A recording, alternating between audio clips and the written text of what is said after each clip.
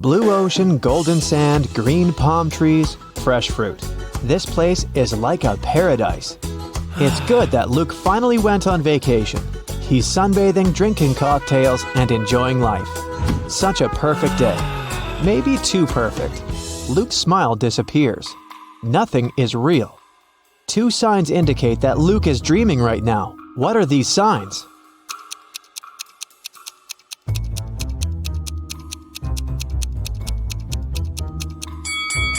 The first thing is that there are two suns in the sky. The second sign is that the ocean has no waves. Luke gets scared. He realizes he's sleeping. At this moment, a giant kraken comes out of the ocean. It stretches huge tentacles towards Luke and screams out like a siren. How can Luke escape from it? Where should he run?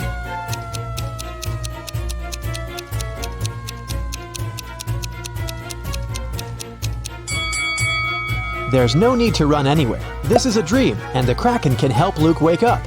The monster grabs the guy, and he opens his eyes and realizes he's in a laboratory. He was caught a few days ago. A group of people have been conducting strange experiments on him all this time. It wasn't the kraken he heard, it was a real siren.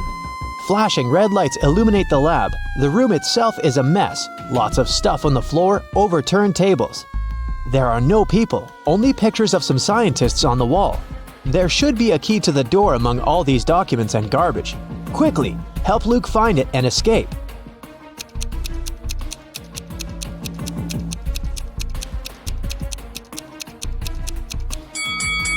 And the key is hidden, not here. It's not needed. The door isn't locked, see? Luke is about to leave the lab, but wait, what does he need to take with him? Look around the room. He can only take one item.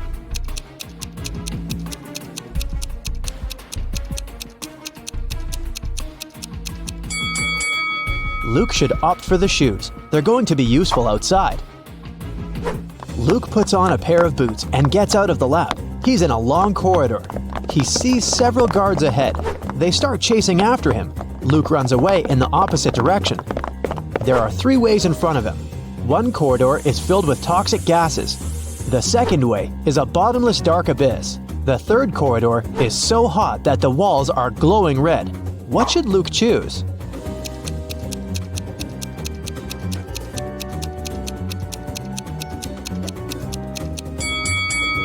The second hall with a chasm. See how the light gets reflected from the abyss?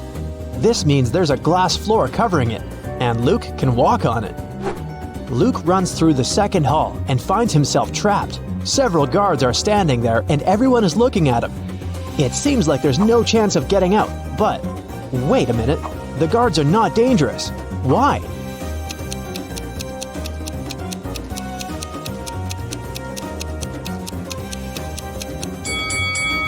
They're motionless because they're either well-done wax figures or real people who can't move for some reason. Luke leaves the room, and now he's in a long corridor again. The doors close behind him, guards are rushing towards him from the hall, and doctors are running from the other direction.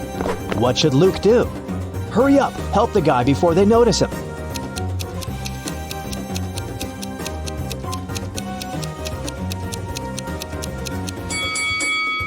Do you see a laundry basket? There are white coats there.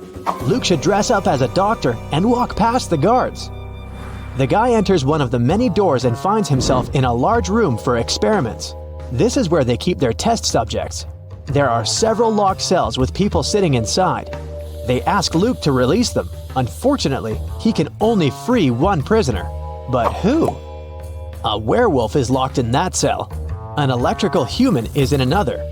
A seemingly ordinary girl is locked in the third one. In the furthest cage, there's a guy with a shark's mouth.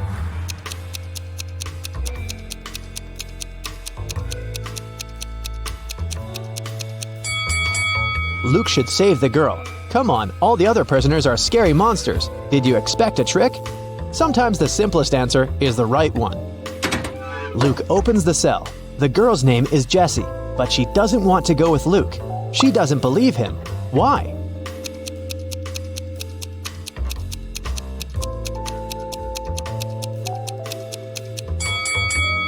Because Luke is wearing a lab coat, he explains to Jessie that he put on these clothes to remain unnoticed.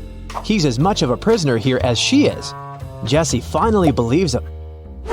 Together, they escape from the lab, but the guards and scientists notice them. Our heroes are trapped. There are 3 rooms in front of them.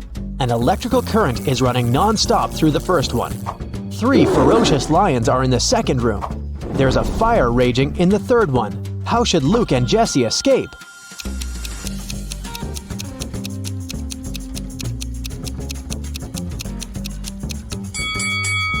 They don't have to enter any of these rooms. In the corridor above them, there is an open ventilation hatch. These guys should help each other get in there. They crawl through the vent for a few minutes. Finally, they reach the elevators. But the heads of 2 creatures have got stuck in the elevator doors. One of them is a werewolf. The other is a zombie. Jessie and Luke can only save one of them. Who will survive without their help?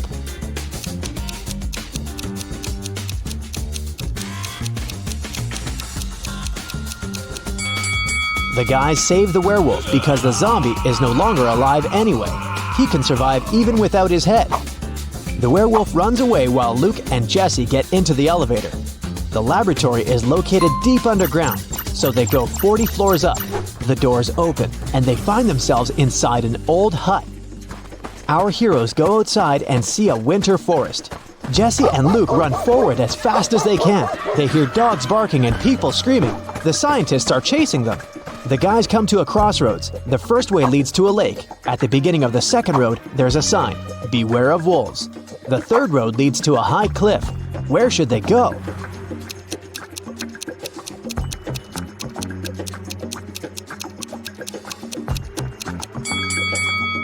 It's winter now, so the lake is frozen. Luke and Jessie run across the lake and find themselves in a clearing. 2 guys are standing there. Both of them seem normal. They ask Luke and Jessie if they can come along. Luke feels that one of the guys is not who he claims to be. How can he figure out which one it is?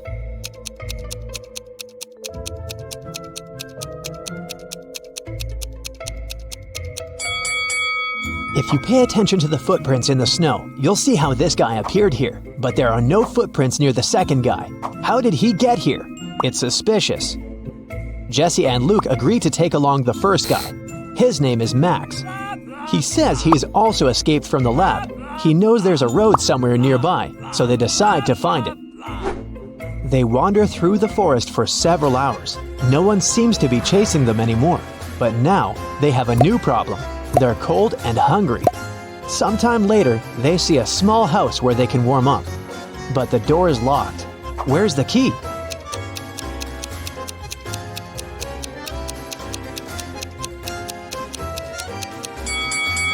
See this scarecrow next to the forest?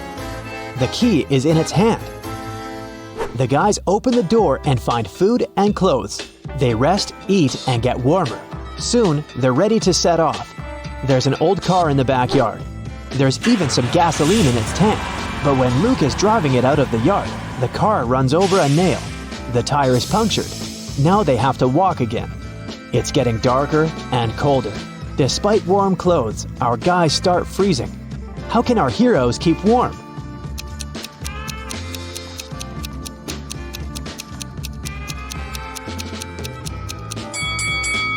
There are old dry leaves, moss, and grass under the snow. Luke, Jessie, and Max put all this inside their clothes. Yeah, they stain their t-shirts and sweaters, but they also create an additional layer of protection against the cold. Finally, they're near the edge of the forest. Through tree branches, the guys see a road illuminated by moonlight. They're saved. Now they only need to catch a car. Max, Luke, and Jessie walk along the highway and finally see headlights. Luke raises his arm to stop the car. A small pickup truck is slowing down. The driver rolls down the window and asks if the guys need help. Jessie quickly tells him everything that has happened to them. The driver asks them to get in the car, but Luke doesn't want to. He's sure that this man is one of the bad guys. How has Luke figured it out?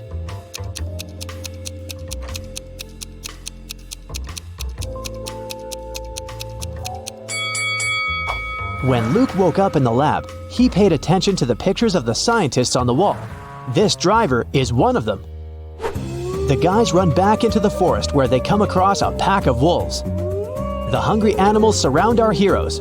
One of the wolves is about to attack, but a loud howl scares it, and it runs away.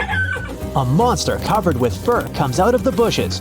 Max screams and is about to run away, but Jesse and Luke look calm. Why?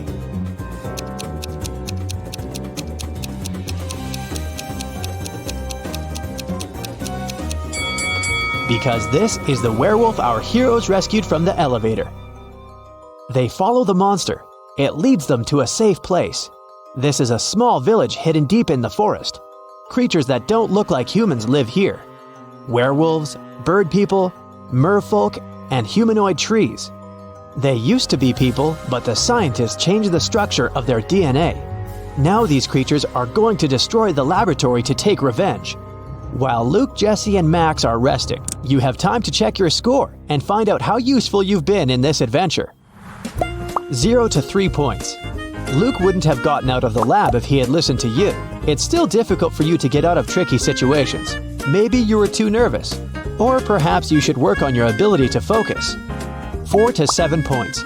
You've been helping the guys get out of trouble pretty well, but still, this is not enough to become a team leader.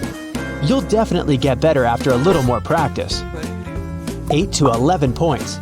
You can find a way out of almost any difficult situation and deal with any problem. Just a bit more, and you will become a perfect leader. 12 to 15 points. You're a real hero. You can successfully overcome any difficulties and lead large groups of people. Don't lose your focus. It'll help Luke and his friends in their next adventures. 16 to 17 points. You're the best of the best. Problems don't scare you. They entertain you. They say seeing is believing, but is it really? Optical illusions have a mind-boggling way to trick our brains. They use a combination of color, light, or particular patterns that can make us see things that aren't there. Today, we're taking our brains for a test drive and seeing how these illusions work. Let's start easy. Behind all of these little black dots, there's an image. Are you part of the 1% of people that can see it? It's a minion. Congrats if you spotted that. Here's another one in this style. Can you see what's hidden here?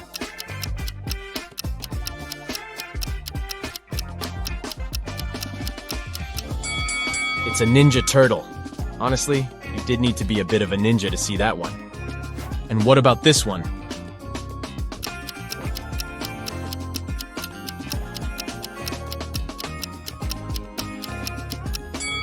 It's Homer Simpson. So now there's something hidden behind black stripes. How's your X-ray vision working?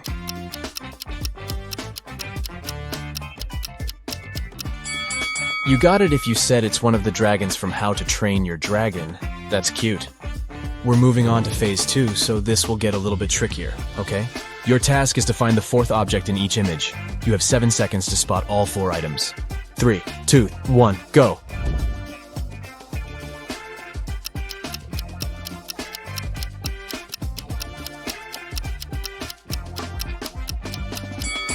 Did anyone find the straw by any chance?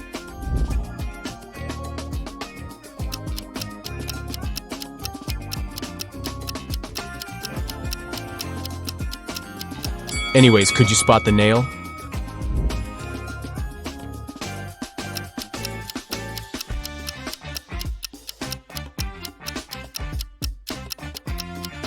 What was hardest for you to find?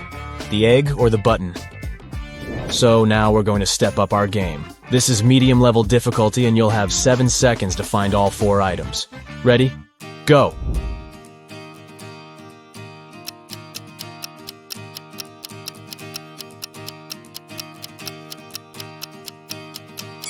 Did anyone find the French fries? I sure didn't.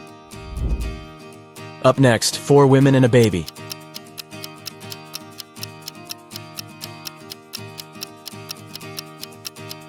Yikes, this is hard. Could anyone spot the hair comb? Here's another one for you.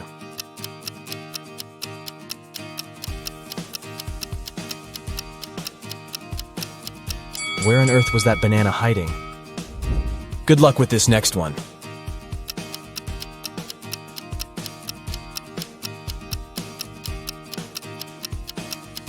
So the envelope is hiding behind the bathroom pipe. I love black and white.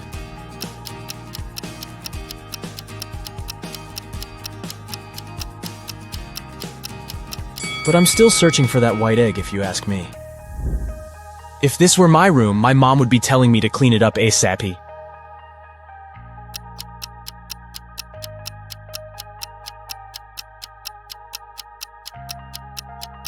It took me a while to find that little birdie, but the mission was successful. Good morning, y'all. Oh, bummer, I couldn't find the book, could you?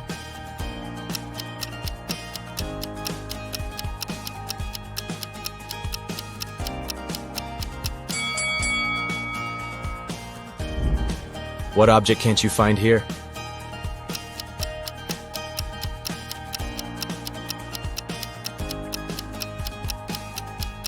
I had trouble locating the brush. Too many details, too little time. I have to say, you do have a pretty good eye for detail, but we're changing the game now. You know what they say. You need to keep changing the stimulus to make your brain work better and better. So now, it's emoji time. You'll have 4 seconds in this round.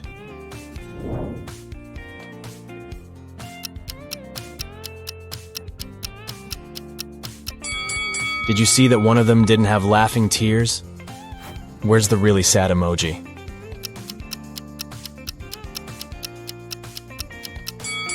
And here I was thinking that clowns were supposed to be happy. I guess we all have our bad days, huh? What about this one?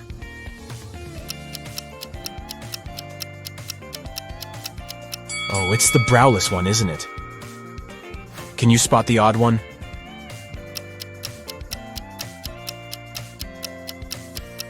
Oh, so it's a dairy-free burger.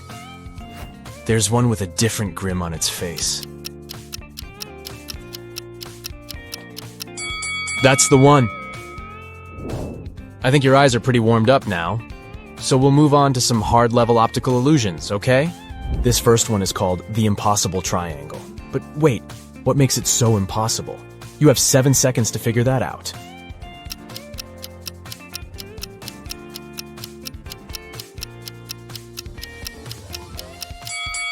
The so-called Penrose triangle is also known as the impossible triangle because it could never exist in reality. This magical triangle defies the laws of Euclidean geometry. If you follow the ball sliding on the surface of the triangle from the top point, you'll notice something strange. It looks like the left side of the triangle is extending away from the viewer, while the right side is closer to you. The Penrose triangle is the type of geometrical figure that can only exist as an optical illusion because this is what it looks like if we dismember it. Not a triangle at all, huh? And this next illusion is called the Pac-Man Chaser. You'll see why. Stare at the central cross for 5 seconds. The image appears to be in motion, doesn't it? And you might also see a green disc appear in between the lilac spheres from time to time. Now, this image allows us to witness 2 illusions simultaneously. Firstly, although the image appears to be in continuous motion, nothing here is moving, we promise. This phenomenon is known as the phi phenomenon. It happens when stationary objects are placed side by side and illuminated rapidly one after another, creating an illusion of movement. Now look at the center of the image again. Can you see the green disc? This second illusion is called an afterimage, and this happens when your brain tries to substitute an item with something else as the original item disappears. But why is it green, you might ask? That's because green is lilac's complementary color. If we were to change the color of the disc to blue, then the color of the gap changes to yellow, which is blue's complementary color. Neat, right? Can you stare at this parrot's eye for 15 seconds?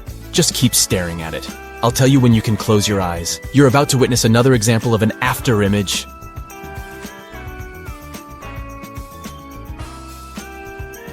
3, 2, 1, and close your eyes. Can you see a red parrot? Isn't it amazing that even though this parrot is black and white, you have the illusion of seeing the color red? Again, this is just your brain trying to guess the color of something. Don't these snakes move beautifully? Except that, they're actually stationary. This classic optical illusion is caused by repeating asymmetrical patterns together with specific color schemes. The illusion mixes lighter colors like yellow and white with darker shades of blue and black. This combination makes your retina send signals to your brain, claiming that these circles are moving. If you want to debunk this illusion and see things as they really are, you need to stare straight at one part of the image. This way, you'll see that the rotation will slowly come to a stop. Take a look at this image. It looks like the square in the middle is breathing, right? Like it's growing in size and then shrinking? What if I told you that it's just rotating, but not changing its size? Here's what's happening. This illusion is called motion binding. It happens when our brain tries to predict the movement of one of the elements in the image. Crazy stuff! This one's another example of a motion binding illusion. These 4 bars seem to be moving in parallel with each other, right? Wrong! They are all part of the same moving square. Here's what's happening behind the scenes. Our brain just gets confused. How many bars can you count here? This illusion has left the internet baffled. People have counted as many as 11 bars, but most people count between 8 and 7 bars. According to the creator of this image, there are only 6 complete bars. Try counting from top to bottom, and you'll notice that the upper bars are real. But by the time you get to the 6th bar, things start to get blurry and confusing. That's because the last 2 bars are incomplete. So when you try making them out, they appear to multiply and only leave you more confused. If you trace your pointer down the 7th and 8th bars, you'll be able to see that they are incomplete. They were only put there to confuse you. Can you tell if the dark blue lines are parallel to each other or inclined? They sure look crooked, but in reality they are not. This classic optical illusion was first described over 100 years ago, but it wasn't until the 1970s that it got its current name, the cafe wall illusion. A guy named Steve Simpson noticed a similar effect on the wall of a cafe in Bristol, and here we are. Now let's see how this works. First, let's blur the image a little bit. Oh, a little bit more. There you go. This way you'll be able to see that the dark blue lines are parallel to each other. If you look closely, the little black and white bricks at the intersection of wide lines are what makes this illusion possible. In addition to that, the curved elements inside the blue lines help to make the elusive effect even stronger. If you look at this image attentively, you'll notice a moving square that appears to be changing in tone. What shades do you see? Dark, then light, then dark again? Wrong. The square doesn't change at all.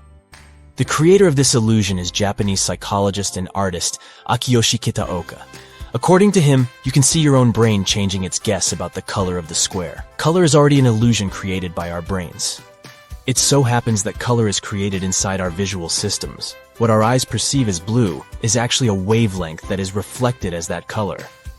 Moving on, take a look at this staircase. It looks pretty simple, right? Well, now let's flip the image upside down. It still looks like a staircase, but instead of going from right to left, it looks like it's going from left to right. But don't blink. If you blink, the illusion will disappear, and you will be left with the original image. Whoa. This illusion is known as Schroeder's staircase, and it was invented by German scientist Heinrich Schroeder back in 1858. It's simple, yet it reveals a fundamental mechanism of how our brain works. If we dismember the staircase, you'll notice that the image is flat. What our brain perceives as a 3D image is just a combination of shadow and light. This means that the 3D itself is already an optical illusion. This happens because our brain captures images and tries to fit them into what it already knows. So it sees a shadow in a 2D image and understands depth. Basically, it creates an unreal perspective of the object in front of our eyes. In this case, we call it a 3-dimensional perspective. Up next, look at this black square crisscrossed with perpendicular white lines. If you look attentively, you'll notice that the white dots, situated at the intersection of the grid, shift their color from white to gray and back. When you concentrate on a particular dot, you see that it's white, but as soon as your attention wanders, the dot turns gray. That's the Hermann grid illusion. Amazing, isn't it? We can take this illusion one step further by positioning white dots at the intersection of gray lines. All are placed on top of the black background. If you look at this image long enough, you'll notice black dots starting to pop up at the intersections of the grid, creating a scintillating effect. Another name for this illusion is a simultaneous light contrast illusion. As you perceive the dots as white at one moment, and then, almost immediately, you see them as black. So why do our senses let us down by making us see gray or black instead of white? This illusion demonstrates one of the most important principles of human perception. You don't always see things for what they are. The retinal cells in our eyes act as light receptors. When only one receptor gets illuminated, it perceives more light than when its colleagues are also illuminated. This prevents the firing of nearby receptors. With the Hermann grid illusion, the white lines are arranged in such a way that there's more light around the intersections than along the lines themselves.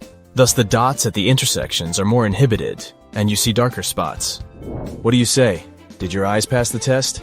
I guess mine did, but my brain is a little bit tired. See you next time. Aha! Today, Peter and Zach's dream has come true. They've bought a trailer. Now they're ready to begin their long-planned journey through mystical places all over the country to make their vlog. But first, they need to pack. There are 3 boxes, but the guys can only take one of them. Which box should they choose?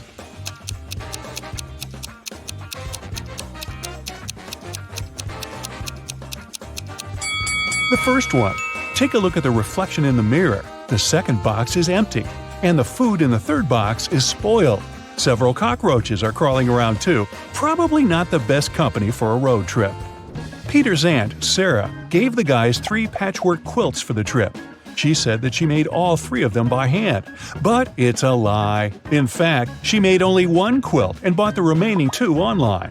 Sarah was embarrassed to admit it because she was famous for sewing everything by hand. Can you tell which blanket is handmade?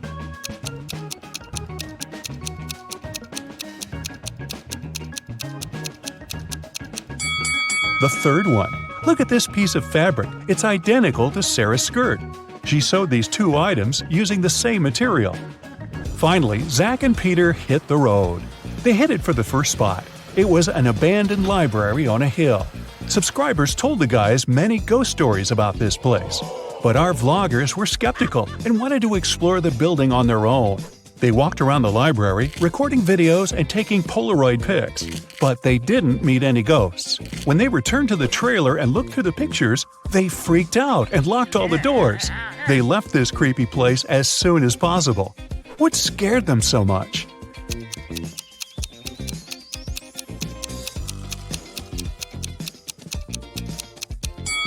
Both of them are in the photo, but then who took this picture?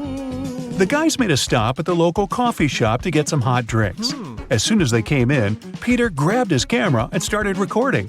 Why?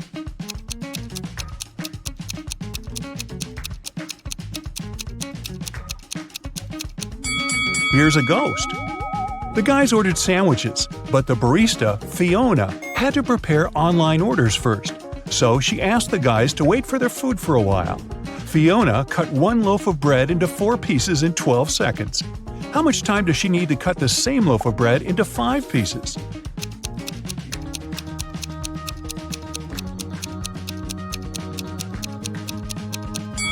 "16 seconds. To get 4 pieces of bread, she must make 3 cuts.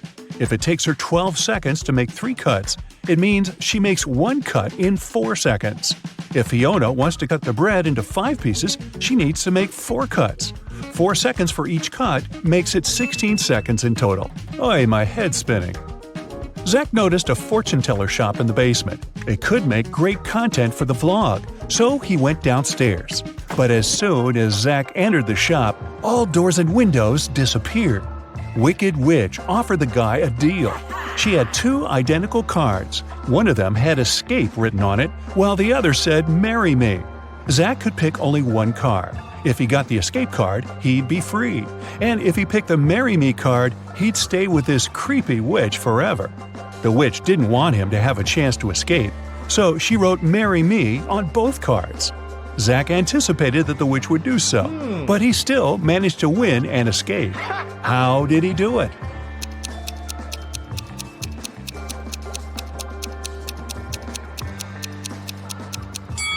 He picked a card and dropped it in the fireplace, saying it was an accident. The witch had to reveal the remaining card that said marry me.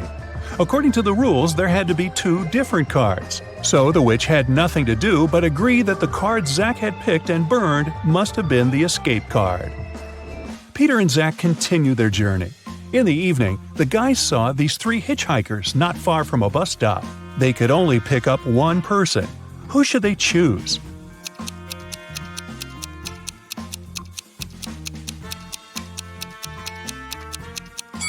This pretty girl is a werewolf. Hey, look at her toes. She has already begun to transform because it's the full moon. And this harmless-looking elderly lady is a runaway criminal. Take a look at the poster hanging at the bus stop. It's her portrait. As for the guy, he looks pretty harmless. Yeah, his clothes are indeed stained with something red, but that's just some paint because he's an artist. Look, there are art supplies in his backpack. The artist, whose name was George, told the guys about another interesting, mysterious place. The locals called it the Haunted House. 1 week ago, George heard strange screams coming from inside. He went to check the house. A minute later, he ran away screaming. What scared him so much?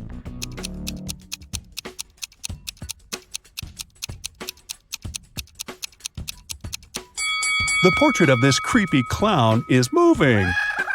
Zach and Peter decided to explore that haunted house. When they entered the building, they didn't see any portraits, but they heard screams coming from the basement. They walked downstairs and found a loudspeaker that replayed the screams over and over again. There was a clown costume in the closet. Zach and Peter found 3 suspects among the neighbors and asked them just one question. What did you do 1 week ago? Mr. Daniel said, I was on vacation in Spain for 2 weeks. We came back yesterday. Jessica said, I have very sensitive skin. I wouldn't spoil it by wearing a clown mask. As for Henry, he said he had been preparing for his tests at college 24/7. Who's lying?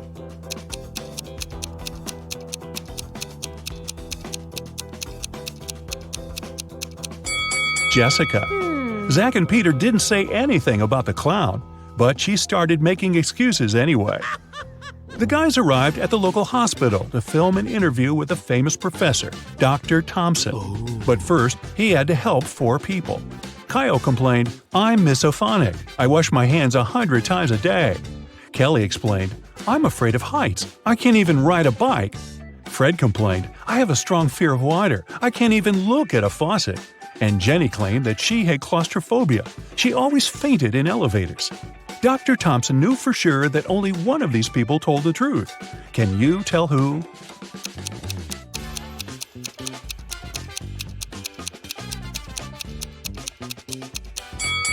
Fred can't be afraid of water. He has an aquarium with fish in his house.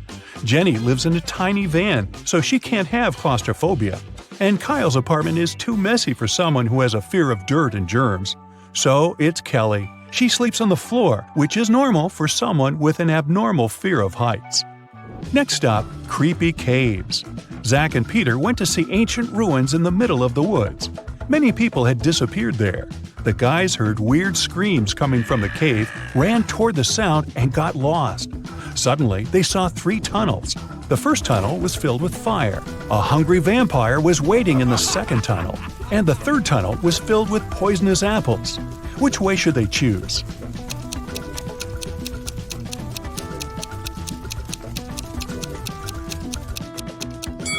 The third tunnel is safe. The guys don't have to eat those apples. After their epic adventure in the cave, Zach and Peter went to the supermarket to buy some groceries. I'm guessing the apples made them hungry. Can you see a ghost in this room?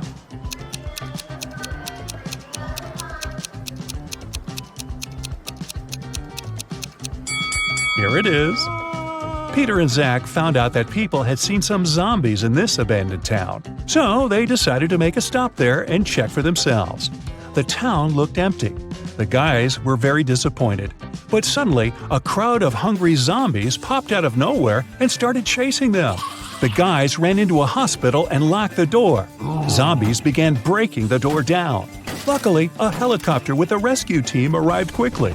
It was going to land on the roof. Zach and Peter needed to get there as soon as possible. Help them find the shortest way.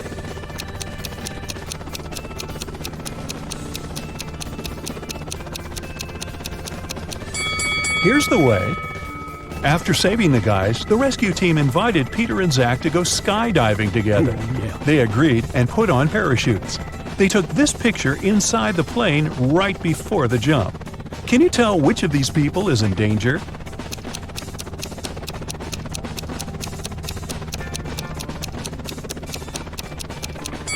This man over here, he's wearing a regular backpack instead of a parachute. The guys made a stop on the shore of a famous, mysterious lake. They went fishing. Suddenly, a mermaid jumped out of the water and dragged Zach into the lake. Peter jumped into the water to rescue his friend. Finally, he found Zach wrapped in seaweed on the rocks in the middle of the lake. 3 mermaids had gathered around Zach and were singing their songs. When they noticed Peter, they said, "We'll set your friend free if you guess which one of us is not a real mermaid. Can you help the guy?"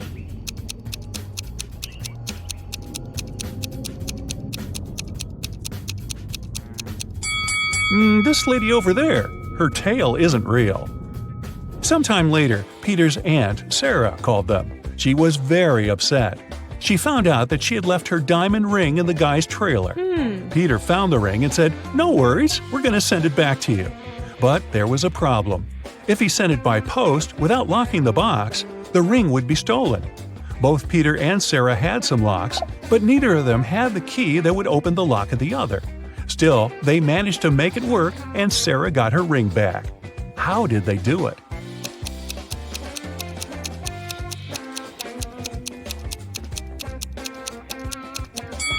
Peter locked the box with the ring and sent it to Sarah.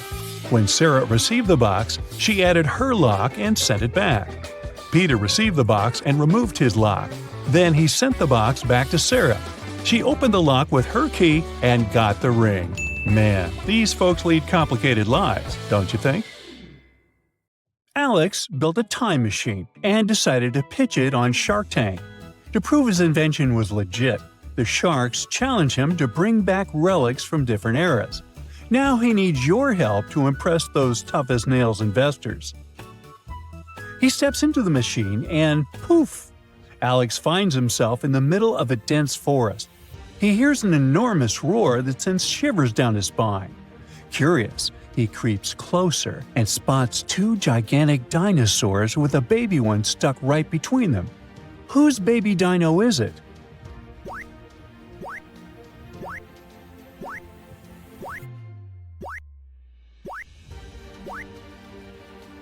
It belongs to the dinosaur on the right, as both of them have red stripes on their backs. But Alex isn't about to stick around to find out what happens next, and he bolts out of there faster than you can say dino dinner. Second stop, ancient Egypt. Alex is now lost in a maze of dusty pyramid corridors. There, a ghostly figure appears. It's the spirit of an ancient pharaoh, and he's not here for a friendly chat. The pharaoh says, "To escape this pyramid, you must listen carefully. If you face the rising sun, walk toward the shadows. If you hear the whispers of the ancients, turn left. But if you feel the coolness of the stone, head straight." Alex freezes for a moment, thinking it over. What should he do to find the exit?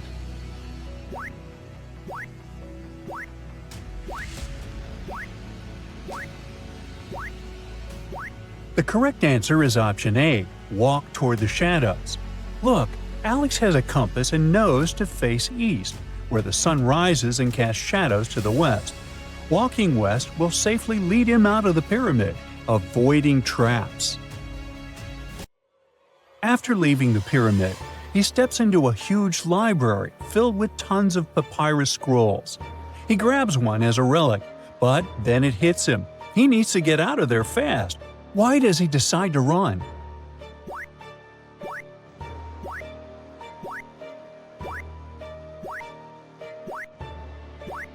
A giant library in Egypt? Hold on, we're talking about the Library of Alexandria, the one that famously burned down. If you look over in the corner, you can already see a small flame spreading. And since Alex knows how this story ends, he decides to bolt out of there as quickly as he can.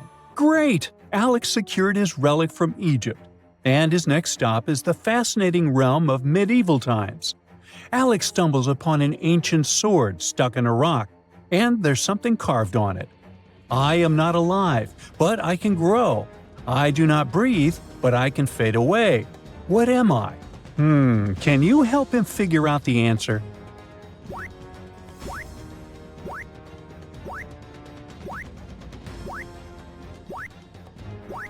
The answer is fire. After saying it out loud, Alex manages to pull the sword out of the stone and takes it with him on his journey. Alex is starving, so before heading back to the time machine, he stops at a busy medieval market where a merchant is selling fish. The prices are 2 coins for a small fish, 3 coins for a medium fish, and 5 coins for a large fish. He only has 10 coins. If he wants to buy 2 small fish, how many medium fish can he buy?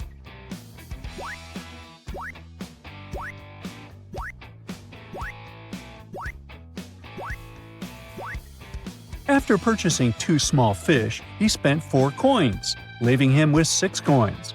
So Alex was able to buy 2 medium fish. Well, it's time to return to the time machine. Now Alex finds himself in a splendid Renaissance court, where the king faces a challenge. 2 young women are claiming to be a long-lost princess.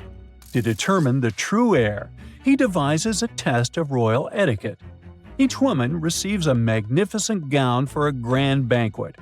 As they enter the opulent hall, the king observes closely. One woman walks with her gown's train trailing behind her, while the other elegantly tucks her train over her arm. Which woman is the true princess?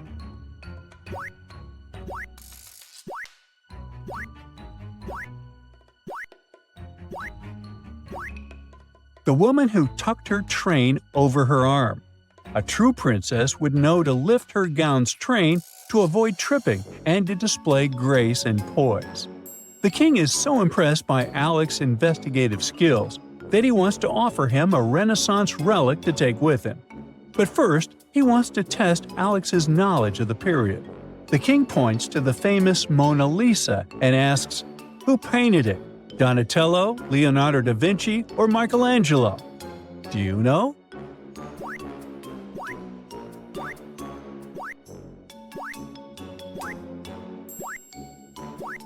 The portrait was painted by Leonardo da Vinci. Since Alex had already seen the Mona Lisa at the Louvre, this was easy peasy for him. With the Renaissance mystery solved and another relic guaranteed, Alex jumps back into the time machine and zooms to ancient Rome. He arrives at a bustling marketplace filled with philosophers, artisans, and orators. Suddenly, a wise old philosopher approaches and challenges him with a riddle. "I speak without a mouth and hear without ears. I have no body, but I come alive with the wind. What am I?" Alex scratches his head. Can you help him figure out the answer?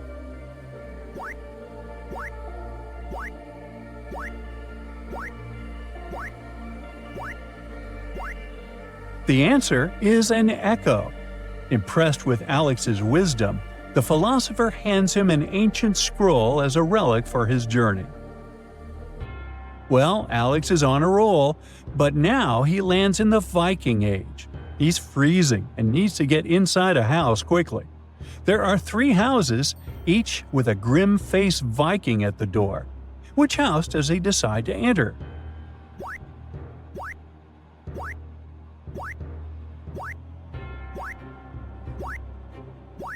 He definitely goes to house number 3. If you notice, the owners of houses 1 and 2 have shields on them. That means they're Viking warriors, and Alex definitely doesn't want to mess with them. His next stop is ancient China. Look, they're constructing the Great Wall, so he decides to take a brick with him to impress the sharks. As he approaches, one of the builders steps in and says that among this huge pile of bricks, only one is suitable for the Great Wall. Can you figure out which one?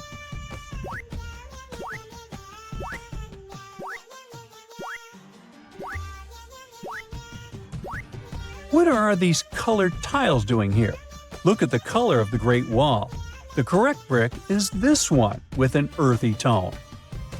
Back in the time machine, Alex travels to the Maya civilization. Suddenly, a wise elder appears, blocking his path. He's holding a mysterious stone calendar, and he explains that their solar calendar, called Haab, has 365 days. But they also have a shorter calendar, called Solkeen, primarily used for ceremonial purposes. If Alex guesses how many days the Solkeen calendar has, he can take it with him. So, what is the correct answer?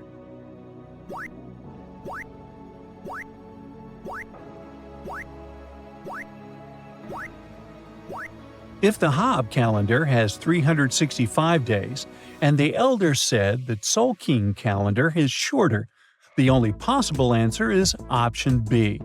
Yay! One more relic is guaranteed. After another trip back in time, Alex finds himself in the Victorian era and in the middle of a mystery.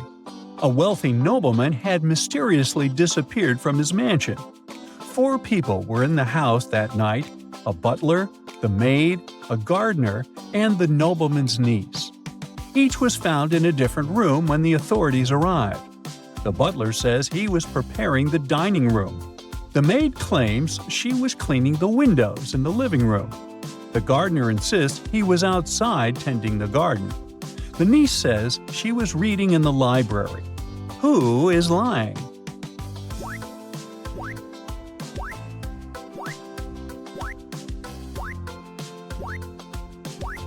The maid is lying. Take a closer look at the windows. They're completely filthy and covered in dust. So Alex realizes the maid lied about cleaning them. This suggests she might be involved in the nobleman's disappearance. The time machine now takes Alex to 1896. He's in Greece, witnessing the first ever International Olympic Games. He notices a wall with illustrations of all the sports of the time. But something looks totally off. Can you figure out what it is?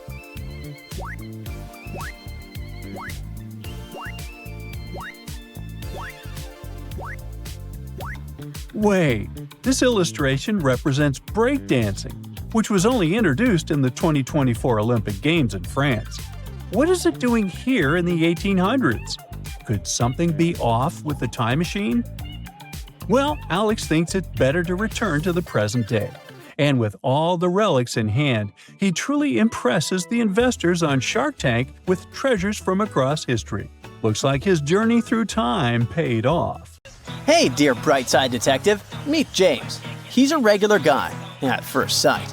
In reality, very strange things tend to happen to him. See for yourself.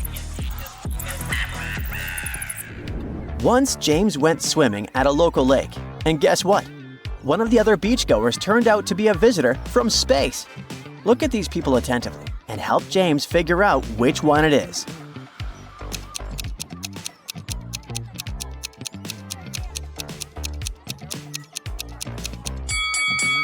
It's the guy swimming in the lake. See that tentacle? It must belong to him, which makes him an extraterrestrial visitor. So bizarre. Luckily, he turned out to be pretty chill, and James made a new exotic friend. Hello. On the other hand, James's new acquaintance had a quirk. He liked making Earthlings crack his riddles. So, he asked James all of a sudden, "I'm a person, I'm a fruit, and I'm a bird. What am I?" Can you help our guy find the answer?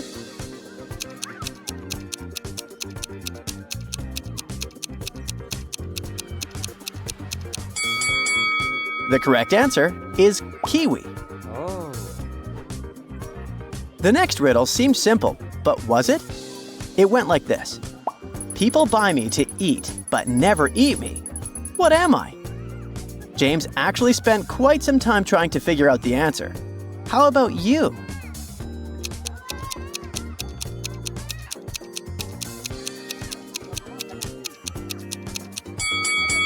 It's a plate. Oh my. But James's new friend didn't stop. The next riddle was even trickier. He showed James a box and asked him to guess what was inside. Apparently, it was a color, but James could also eat it. What can it be?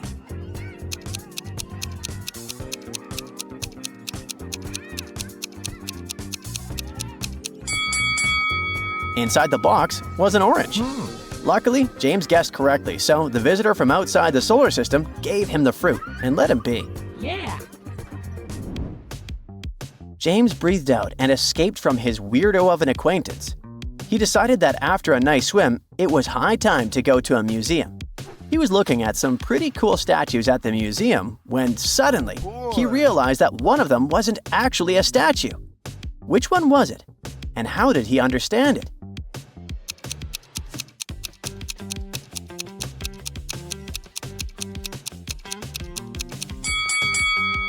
Look at the statue on the left. It has no wrist, so it must be the real thing. The head of the right statue has been replaced. See that seam on its neck? So it must be a statue too. But the one in the middle is a living and breathing human.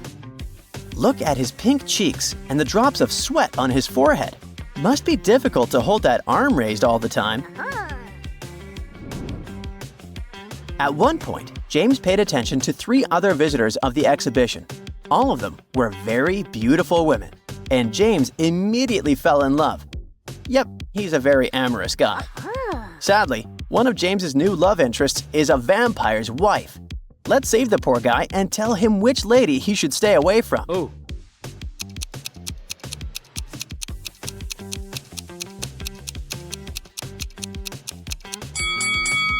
The lady on the left might just have a very pale complexion. The one on the right is probably drinking some red-colored juice or cocktail. But the woman in the middle has been bitten recently. Look at her neck. So she must be the wife. Run, James, run! After having barely avoided grave danger, James decided to relieve stress and went to the gym. Beside him, there were only 2 other visitors, 2 young ladies. The one on the left is working out, and the one on the right is taking selfies on the latest iPhone. Look at them attentively and try to figure out which of them is indeed rich and which is just a make-believe.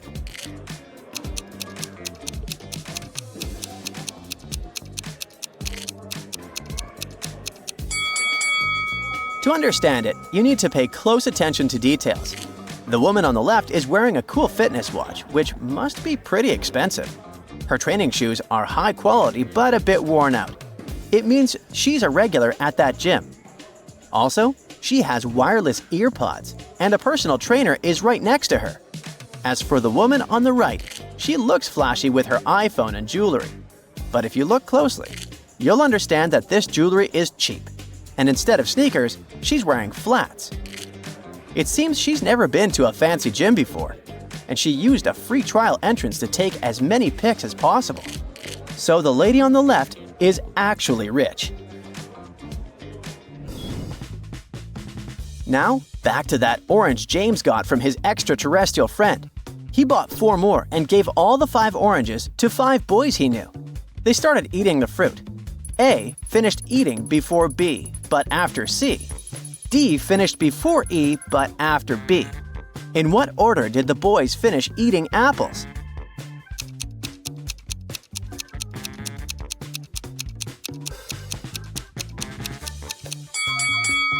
C, A, B, D, E.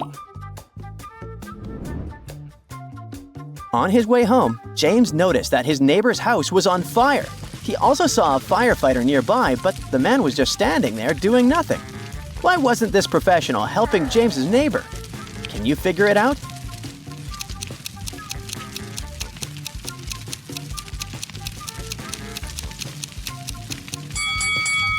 Let's see how attentive you are. Have you noticed those pumpkins and Halloween decorations? The guy isn't a real firefighter and he's just wearing a Halloween costume. So James had to take matters into his own hands and help his neighbor put the fire out. Oh my God! The next day, James was invited to his cousin's wedding. But half an hour before the ceremony, the guy pulled his cousin aside and told her that her husband-to-be was cheating on her. How did he know?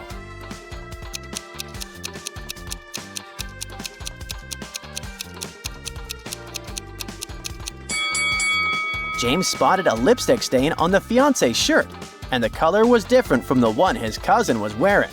Oh no! The wedding was canceled, and the fiancé got really angry. He locked James in a small room. To get out of there, the guy needed to figure out the password. It's the answer to this riddle. It can be hot, it can be cold. It can rush, and it can stay still. It can be hard, and it can slip through anything. What is it? Oh my God!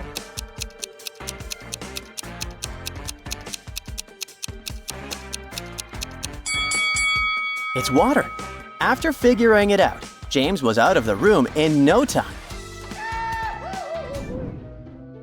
For a week, James's life was pretty uneventful. until he got a call from a friend who lived in a different town. He claimed that a vampire family had moved into the houses next to his, and he was very worried. James couldn't leave him in the lurch, so he went there and found the right street. He saw 3 houses. James came up to the house which he thought was weird. Which one did he choose? A, B, or C? What do you think?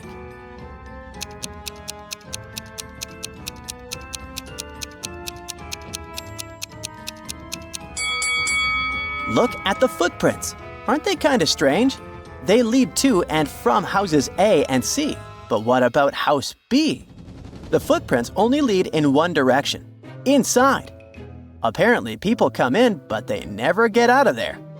Creepy. James decided to check the house. He rang the bell. The vampire's wife opened the door. "A human, finally!" she exclaimed. "We need your help. Someone attacked my husband. Please find out who did it." James was shocked but entered the house. He saw the vampire family. He asked them what they'd been doing during the attack. The brother said he'd been sleeping in his coffin. The son answered that he'd been cleaning his clothes and hadn't seen anything. And the wife said she'd been playing the piano. James immediately understood who had attacked the vampire. Have you figured it out?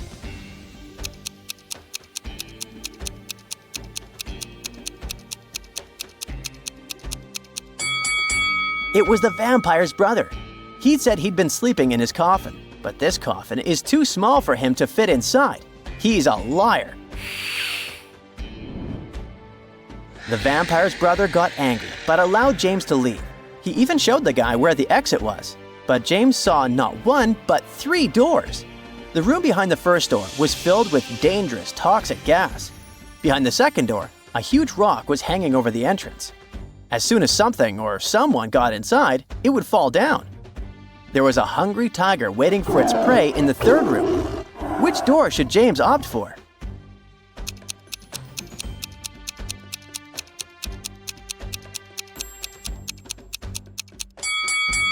The guy took off one of his sneakers, opened the second door, and threw it inside. The rock crushed the shoe, and James easily got out of the house through the second door. Meg was working hard all morning. She decided to have a lunch break and headed to the parking lot. But when Meg approached her car, she faced an unpleasant surprise. Someone had poured blue paint all over the vehicle. Meg found 3 witnesses and questioned them. Lily, the company's designer, said she'd been eating her taco on the office balcony when it happened. The financial director, Chuck, had a long business call with investors. And Sheila, the cleaner, said, "I've been cleaning the toilet all morning." One of the guys is a liar. Can you guess who?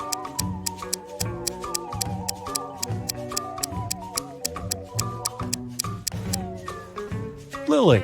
There's an unpacked taco on her desk. Also, her hands are stained with blue paint. Yeah, that's a pretty big clue there. Meg's best friend, Rosie, invited her to a birthday party. In the evening, Meg went to the kitchen and saw Rosie unconscious on the floor. She called the police and they arrived very quickly. There are 5 people in the house. Their names are Peter, Kelly, Dan, Phil, and Donna. Each one is a close friend of Rosie. Officers searched the space and found these 3 numbers on the floor. Rosie wrote them with her lipstick before passing out. After seeing this clue, officers arrested one of the guests. Can you guess who?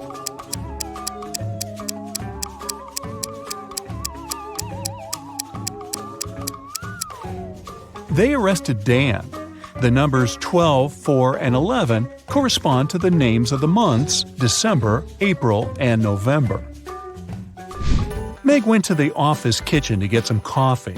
She wanted to add milk to her drink, so she opened the fridge to find it.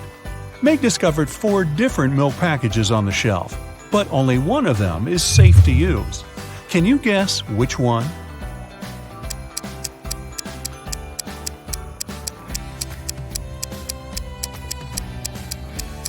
The first milk is very swollen, which means it has turned sour. A note on the second package says, "Stay away." And the fourth milk is ancient. It expired in 1995. So Meg should choose the third milk. And maybe someone should clean out the office fridge. Nina purchased a pair of shoes and gave Tom a $100 bill. The price of these shoes is $30, but Tom didn't have enough change. So he brought the $100 bill to the neighboring shop and asked his friend Sam to change the bill. Then Tom returned to the shoe shop and gave Nina $70. Nina took the change and the shoes and left. Later that day, Sam brought the $100 banknote back to Tom. He said, "This bill is fake. Give me back my money." Tom had to use his own money to return his debt to Sam. So, how much money did Tom lose?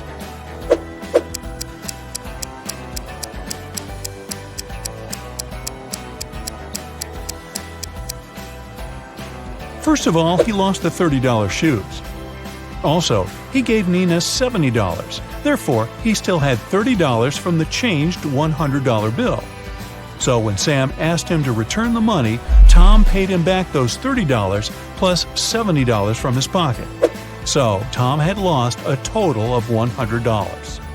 See Tom cry. Billy works as a night watchman at a large bank. One night, he heard strange noises from the bank vault and went to check it out. Unfortunately, inside the vault, he faced 3 criminals. All 3 guys were wearing masks, but Billy noticed an imposter among them right away. Can you see him too?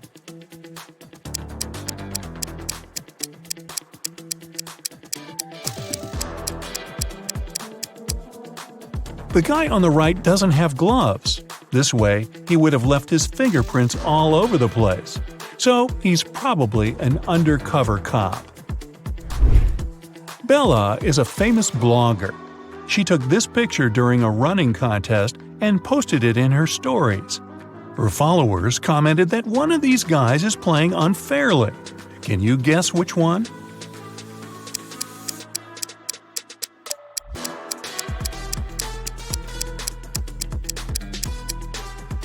The person on the right isn't sweating at all.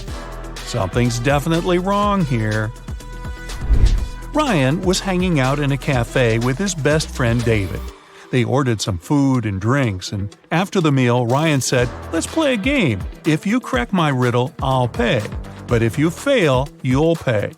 David agreed. Here's the task. He needs to remove a couple of toothpicks to make this equation correct. Can you help David out?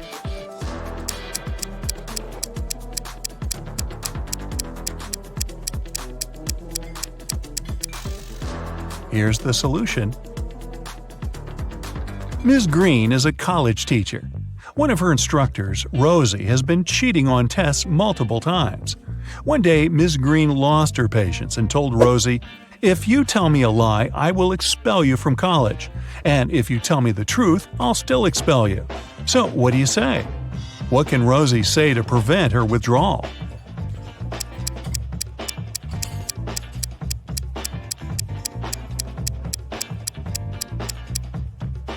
She should say, "I am telling lies."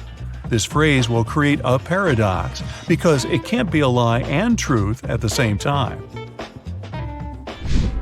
Jane was performing in a singing contest in a famous concert hall. Her singing was very good and she made the judges cry. But suddenly, all the lights went down. Someone turned off the electricity in the entire building. The contest manager questioned 3 suspects. Jane's rival singer, Tilda, said, "I was visiting a coffee shop on the 7th floor when suddenly it became very dark.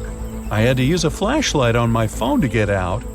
Sarah, the cleaning lady, said, "I was washing the windows far away from the electrical panels." And Frank, the guard, said, "I'm so sorry, I didn't look at the security cameras because I had a personal emergency call." Who's lying?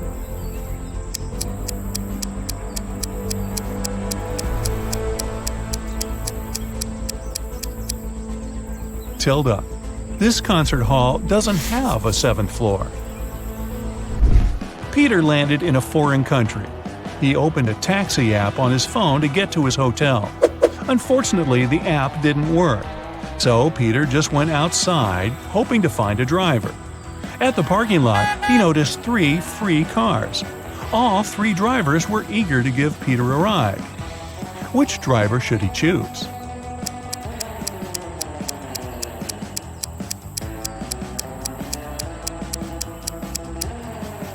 Look at the first taxi. There's a puddle of oil under this car.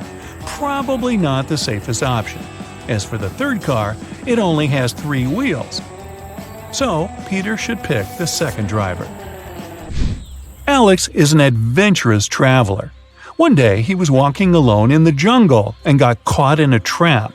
Now he's hanging on a tree tied upside down. The rope is anchored in the ground. There's a candle burning below the rope.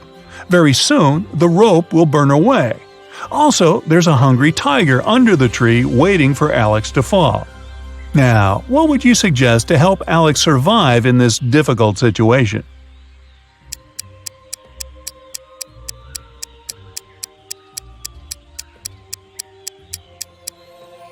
Alex should sing the happy birthday song.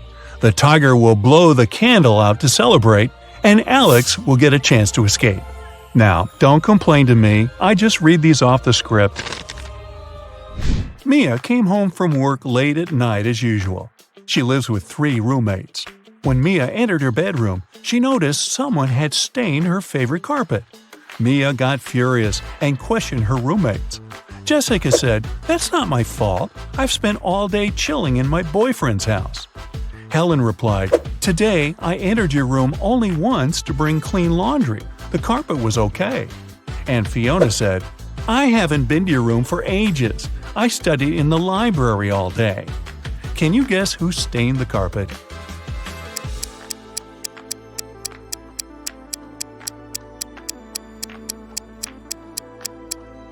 Fiona. Take a look at her hands. The color of her nail polish matches the stains on the carpet perfectly. Will has just moved to San Francisco. He needed an apartment to stay in for at least a year, so he searched online. He found 3 options and liked them all equally. Will went to check out all 3 offers one by one. After that, he found out that 2 of the 3 offers were scams. What about you? Can you see anything suspicious in these advertisements?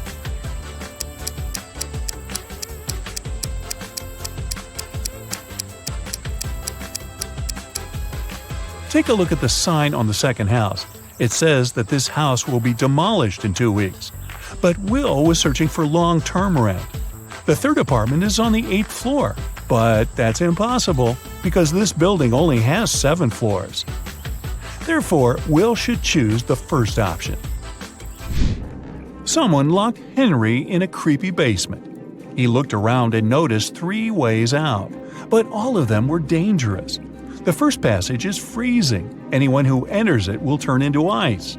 The second is guarded by a huge cougar that hasn't eaten for 3 years. And there's a massive fire behind the third door. What passage should Henry choose?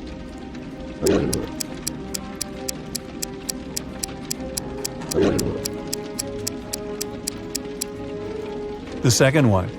The animal hasn't eaten for 3 years, so it's not dangerous anymore. Kind of shriveled, actually. Brad has recently downloaded a dating app and found 3 beautiful ladies right away. Fiona is an art dealer from San Francisco. She has never had a serious relationship before, but she would like to settle down. Mary is a vegan, yoga teacher, and human rights enthusiast.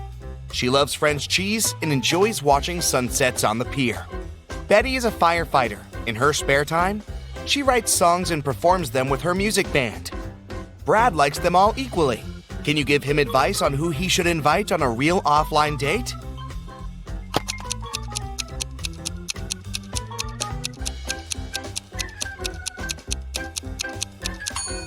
Look at this wedding picture in Fiona's profile. She's the bride, but she claimed she had never been married. Mary is also a liar.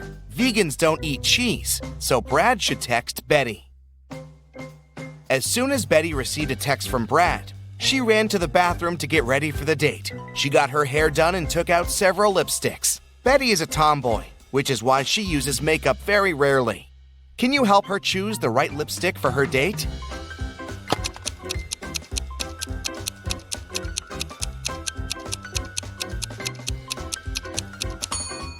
This lipstick is way too old. Look at the date. It was made in 1999 and expired a long time ago. And there's a spider inside this lipstick. Betty should choose the second one. Meanwhile, Brad took a shower and prepared to put on his favorite white shirt. But when he pulled it out of the closet, he discovered that someone had stained it with chocolate. Brad questioned his 3 brothers. Jim said he'd been cooking dinner in the kitchen. He didn't even come into Brad's room that day. Bill said that he entered Brad's room about an hour before to borrow a charger for his phone.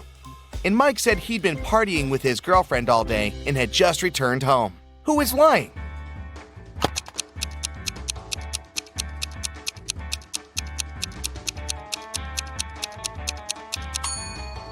Bill. If he borrowed a charger 1 hour ago, why is his phone still at 1%? Brad decided to prank his brother Bill and cut 2 holes in his t-shirt. How many holes does the t-shirt have now?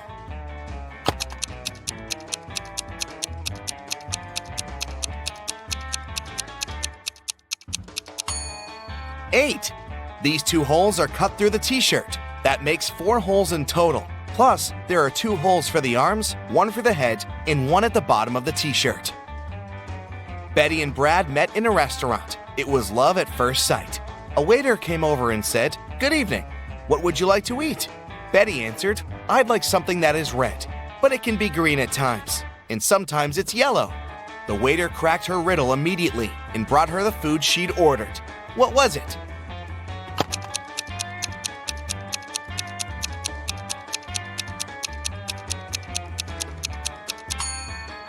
An apple.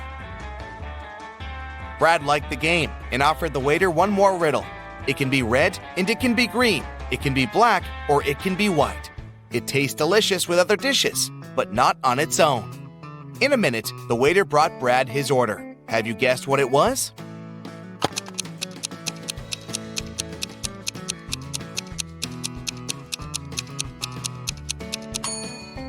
Pepper.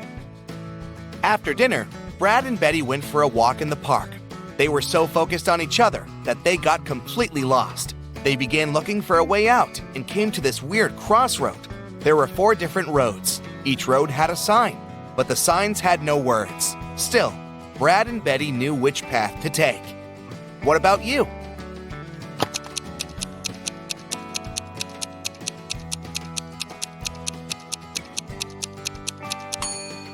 This one. It's the only right hand. 5 months later, Betty moved in with Brad. They shared a family house with Brad's 3 brothers. One day, Betty got a new longboard as a gift for Brad's birthday. It was a surprise, so she locked it in a basement and went to buy some groceries for dinner. When she returned, the longboard wasn't there. She realized that one of the 4 brothers must have pulled a prank on her. Brad said he hadn't seen anything. Jim said he'd noticed the longboard while walking past the basement, but he'd been in a hurry to get to his training. Mike said he had spent the day downstairs baking cookies for his scientific club. And Bill said he'd been on a business trip. Who is behind the mysterious disappearance?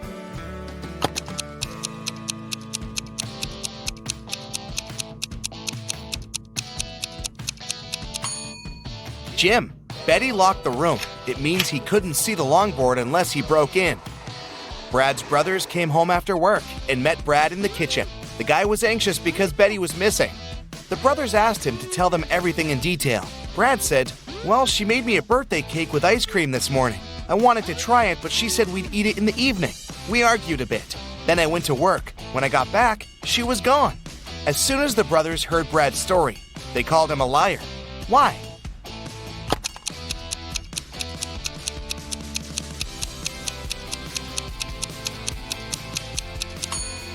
He said Betty had made the cake in the morning. Then why hasn't the ice cream melted yet? Brad got a job as a chemistry teacher. Wait, who stole his money? Brad found only one person's fingerprints on the wallet, his own. He questioned his 3 colleagues. Math teacher Jennifer said that she'd been having lunch. History teacher Becky said, "I didn't feel well yesterday, so I went home early." And English teacher Sam said that he'd been checking his students' homework in his classroom. Who is the thief?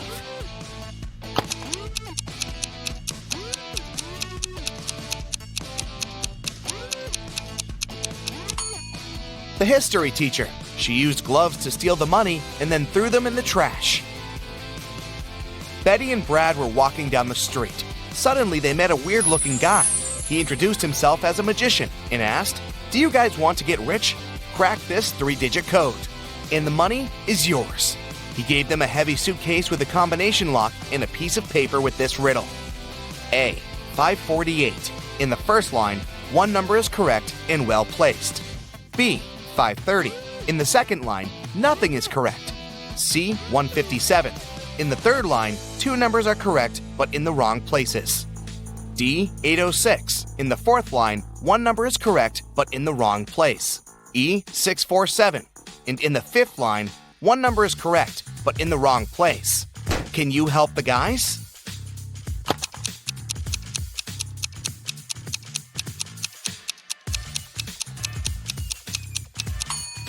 You can use different approaches to crack this riddle. The easiest one is to start with statement B. None of these digits are correct. Therefore, we can exclude numbers 5, 3, and 0. In statement C, we're told that 2 numbers are correct, but in the wrong places. We can conclude that numbers 1 and 7 are in the final code, but we still don't know the order. Now let's take a look at statements D and E. In both of them, 1 number is correct, but in the wrong place. We already know that 7 is in the code. It means the remaining digit can't be 6. Then it must be 8. Look again at statement A. Since the correct number is 8, it must also be correctly placed. In statement C, we have 2 correct numbers, but they're in the wrong places. Since the third position in the code is already occupied by 8, we can only have one option. 7 should go first, and 1 should be second. Then the correct code is 718. Brad and Betty opened the suitcase. It had $50 million inside. They quit their jobs and went on vacation right away. They checked into a fancy hotel and went to their room to get some rest after a long, exhausting flight. In the evening, they went downstairs to have dinner in a cute Chinese restaurant. But one of the guests is not human. Can you spot who it is?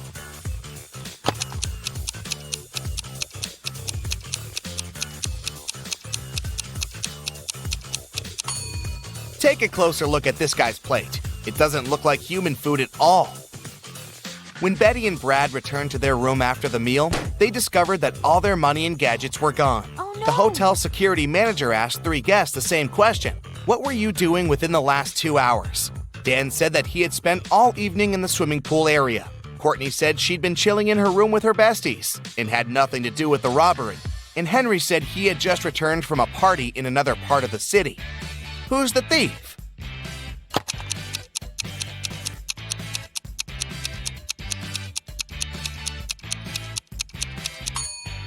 Courtney. The security manager didn't mention any robbery, but she started making excuses straight away. Brad decided to jump with a parachute, but he landed not as successfully as he had expected. As soon as Betty found out about the accident, she rushed to the hospital. In the room, she saw an unconscious person, completely in bandages. She asked a doctor who was passing by, "Sir, please let me in. It's my boyfriend." But the doctor told her that the patient was a woman. Who is right?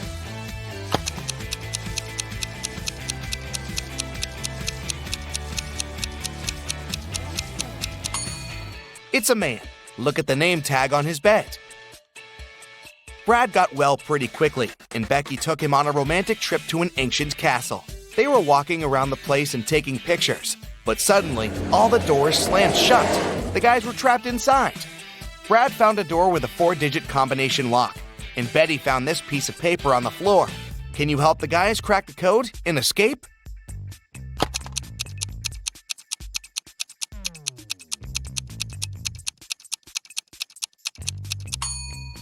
The correct code is stop. Take the first letter of September, the 6th letter of August, the first letter of October, and the 2nd letter of April, and you'll get the word stop. Hey, are you an expert in brands? Choose the correct logo and get 1 point for each right answer. Level. Easy peasy. Both apples are half eaten, but which one is eaten the right way?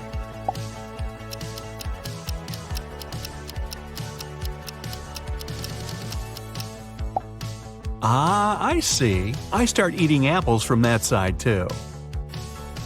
Can you figure out which one is the NASA logo?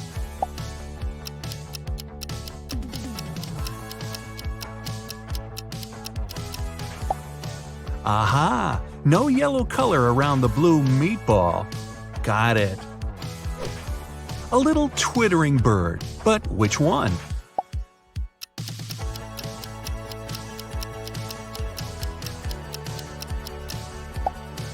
Yeah, because the one on the left looks too fluffy. Do you know what the Rolex logo looks like?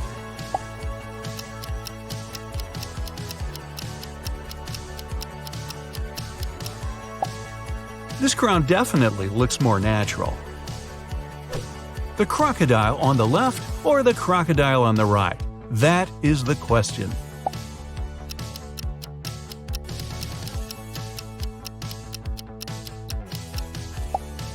Right. No wonder I thought the crocodile on the left looks too bumpy to decorate your polo shirt. I'm sure you'll deal with this one hands down.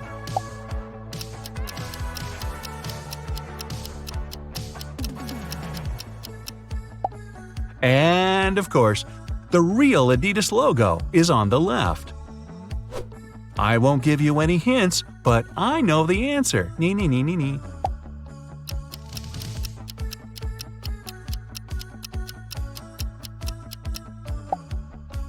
Told you so.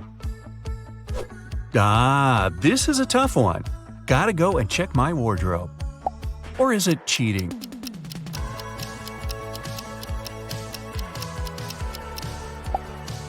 So, Puma's big feline is jumping to the left.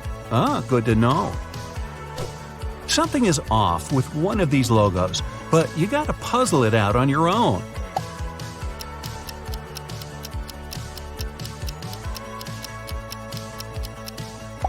Yeah, Citroën has 2, not 3 upward-facing arrows on its logo. Ah, this one is simple.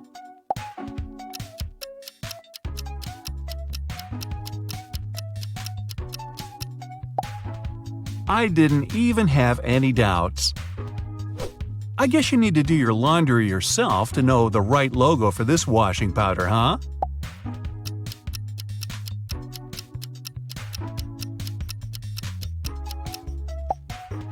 So, green at the top, red at the bottom. Got it. So, which logo looks more familiar?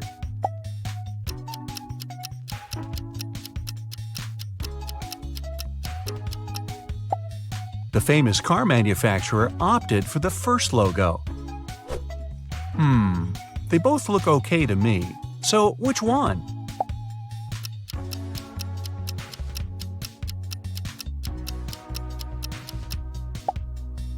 Less red, more blue. I see. Level? Tricky. It's a pity I'm more of a tea person.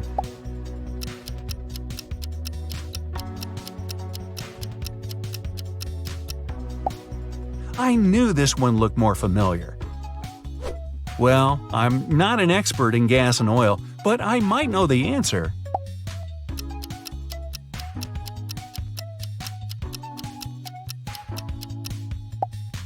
And I was right. This one is indeed tricky.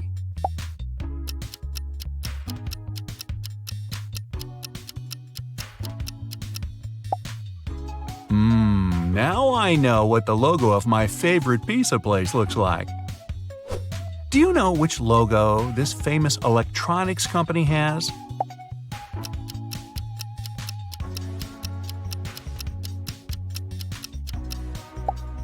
Oh, it was a lucky guess. The difference between these logos is tiny, but one of them is wrong.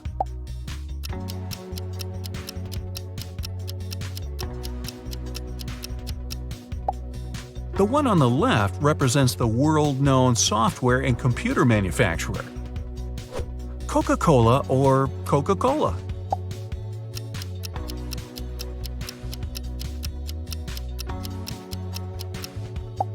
And the answer is Coca-Cola.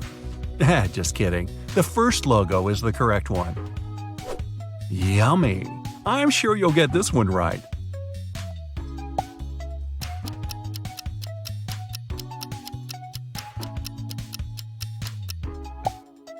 Uh-oh, I thought this logo was a bit wavier. Now, we'll find out how often you watch MTV.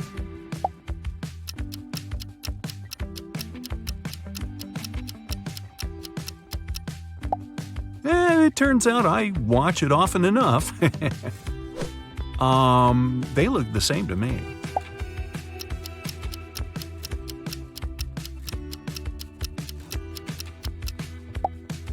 Oh, I see the difference now, but it's too late. Duh. Red, white, blue versus red, white, blue.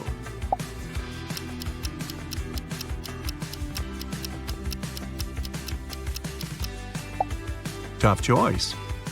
If you pick the logo on the left, you're absolutely right. I'm not sure about this one. Do you know the answer?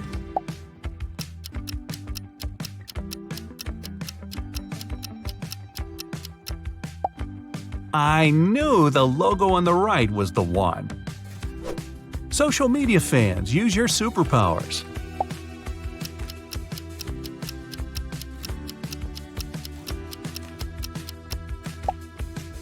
Who would have thought? I'm not an Insta person. Ha! I've used this service often enough to know the right logo.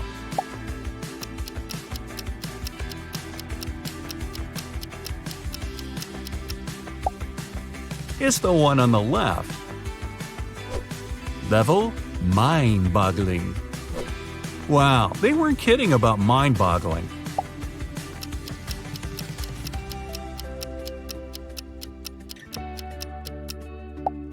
Okay, the right logo is the one on the left. Got that? Do you like making and sharing short videos?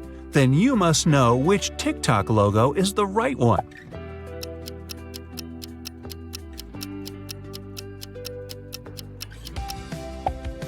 Did you pick the one on the left? Then you totally nailed it.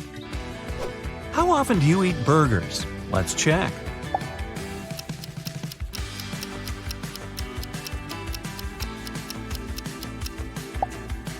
It seems I should treat myself to burgers more often. Oh no, colors again?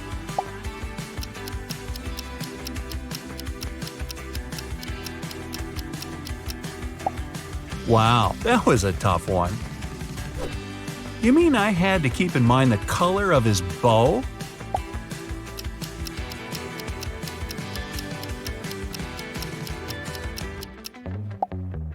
Apparently, I'm good at distinguishing colors. Was your guess correct? I've been to Subway hundreds of times. Never knew their logo can be so confusing.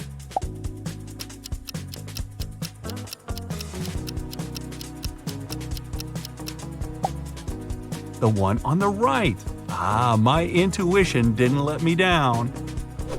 And now, you want me to choose between two blue colors? Wicked.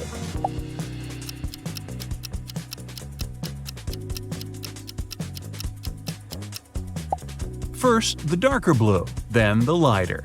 That's the right logo. You must be kidding me!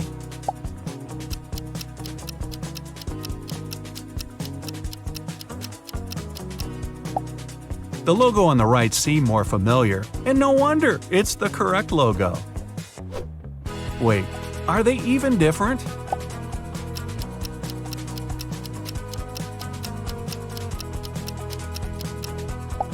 Ah, I see. They decided to make the robot's antenna as simple as possible. I use this messenger often enough to know the correct logo.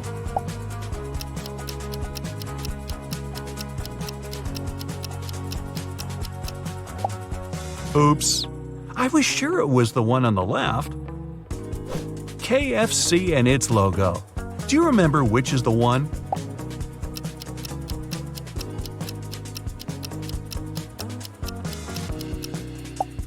It's the logo on the left. Look at the apron and the stripes on it. Wide stripes or thin ones?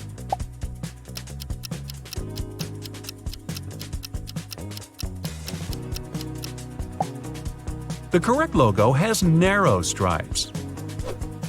They're both colorful and pretty.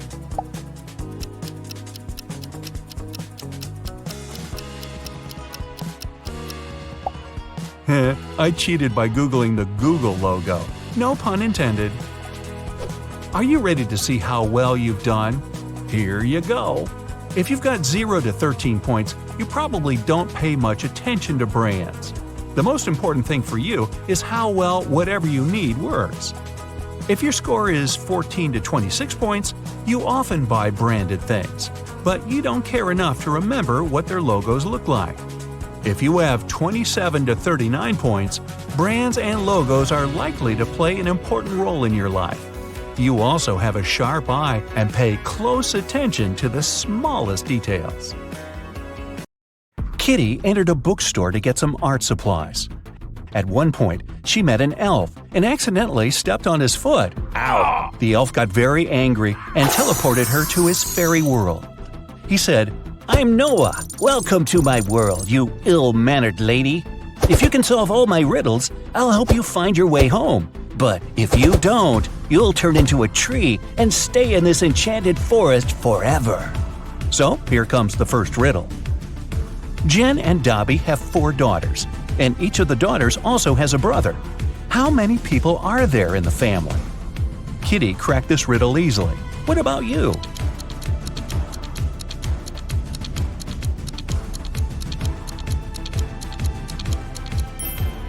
The correct answer is 7. Noah took Kitty to the elf village. There they met Mr. Raspberry. He was very upset.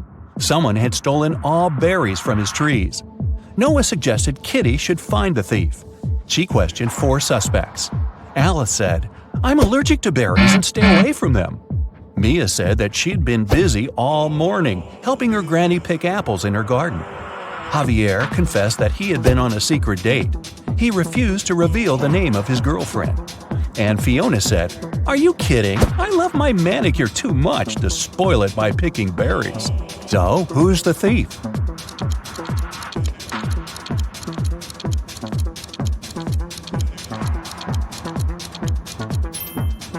Alice. She's eating strawberry ice cream, which means she lied about her allergy.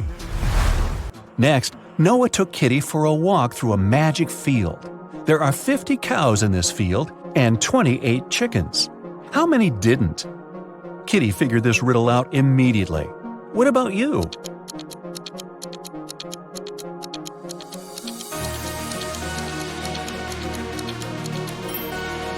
The correct answer is 30. It's a play on words. 20 cows ate chickens, which means that 30 cows didn't. The guy's next stop was a jewelry store. The local jeweler, Jonas, had just finished making a beautiful diamond necklace. He put it on the window so that everyone could admire his masterpiece and left for lunch. But when he returned, the necklace was gone. Surprise, surprise. Kitty questioned 3 suspects. The jeweler's assistant, David, said, "I was cleaning silver in the next room and didn't hear anyone enter the store." Billy, who owned a chocolate store 1 floor below, said, "I've spent the entire day with my wife. We've been celebrating our 15th anniversary." And Nina, the cleaning lady, said, "I've been cleaning the roof and singing when the crime happened. I didn't hear anything." Who's the thief?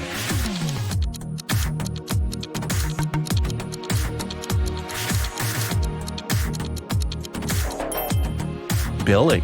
Look at his selfie with his wife. She's wearing the stolen necklace. Okay, but how did he steal it? He has a book, Magic Portals, on the shelf in his store. A postman found an elderly stargazer, Mr. Green, unconscious on the floor in his own house. Kitty questioned the key suspect, Mike. He was the only person who had been seen near Mr. Green's house the day before. Kitty asked him what he had been doing the previous night. Mike replied, "I spent the whole evening helping my friend to build a house. We finished late at night. I was passing by Mr. Green's house on my way home. I looked into the window and saw him lying on the floor. I was shocked and called the police." Kitty inspected the house and told the officer to arrest Mike. Why?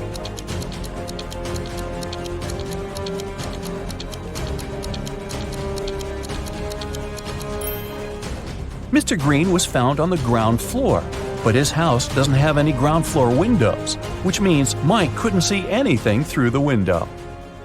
Noah took Kitty to his garden. He said that elf gardens were a little different compared to human ones. Kitty noticed 5 weird details right away. Can you see them too?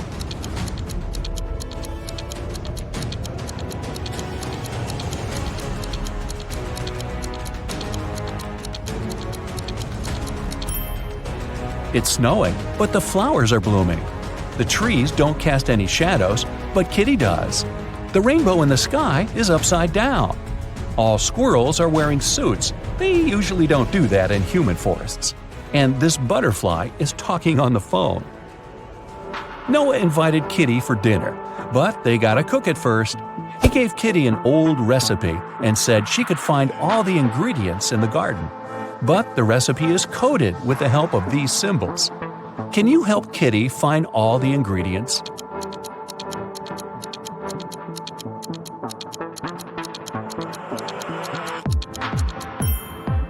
Here comes the first one. It's a potato, and it's hiding over here. Here's the second ingredient.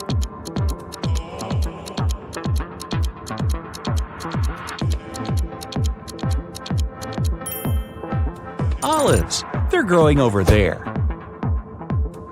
What about this puzzle? Any ideas?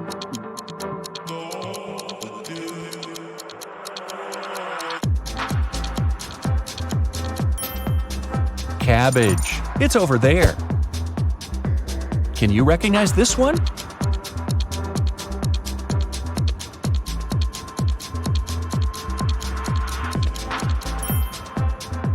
Coconut. Here it is.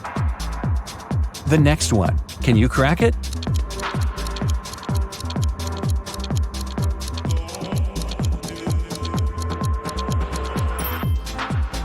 Pineapple. Great job. What about this puzzle?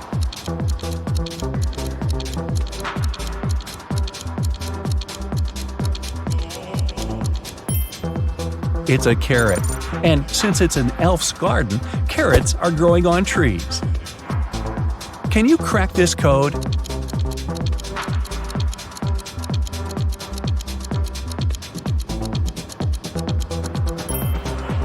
It's a peach, and Kitty can get it over there. Here comes the next ingredient. Any ideas?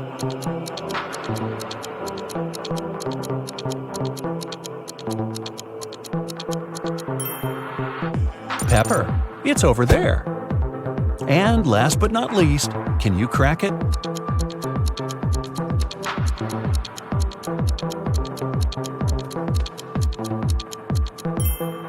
Broccoli. Great job. There's only one broccoli head in this garden, and it's hiding over there. After a delicious dinner, Noah offered Kitty to choose a guest room. He gave her 3 options, but only one of them was safe. Option number 1, a soft bed in the attic. Here's the second option, a cozy sofa in the basement. And the third option is a hammock on an open balcony. Unfortunately, mutant mosquitoes arrive every night. Their poison is safe for elves, but not for humans. Which room should Kitty choose?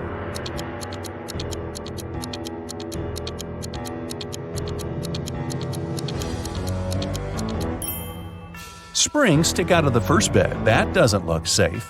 And the sofa is full of bed bugs. Probably not the best company for a sleepover. So Kitty should choose the hammock. She can use this mosquito net to hide from the annoying insects. Next morning, Noah had an appointment. He offered Kitty to meet later in a fancy elf cafe. 4 waiters welcomed her when she arrived there, but one of them was fake. Can you guess who?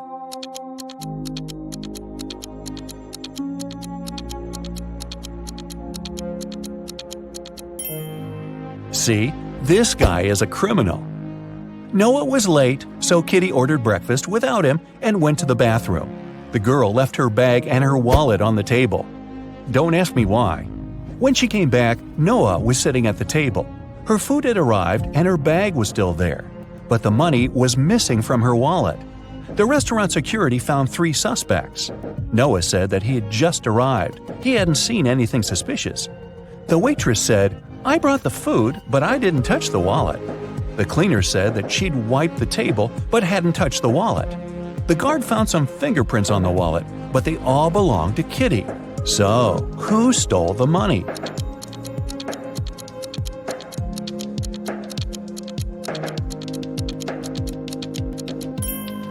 The cleaner. She had her gloves on. That's why she didn't leave any fingerprints. Kitty didn't have any elf money, so Noah offered to pay for her meal. But first, she had to crack this riddle. What begins with T, ends with T, and has T in it? Kitty solved this puzzle easily. What about you?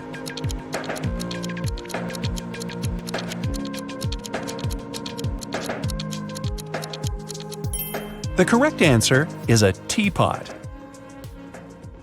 Kitty found a beautiful diamond tiara on the sink in the ladies' room while she was washing her hands. 3 elves showed up to claim it. Jim said, "This tiara belongs to my mother. We've been passing it on from generation to generation for ages. I noticed that it was gone after visiting the bathroom." Fiona said that she had won this tiara in a beauty contest.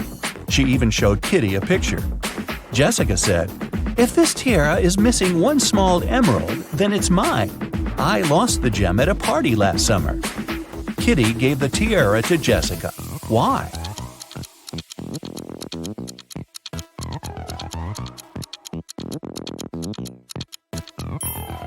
Well, Jim wouldn't have been allowed in the ladies' room.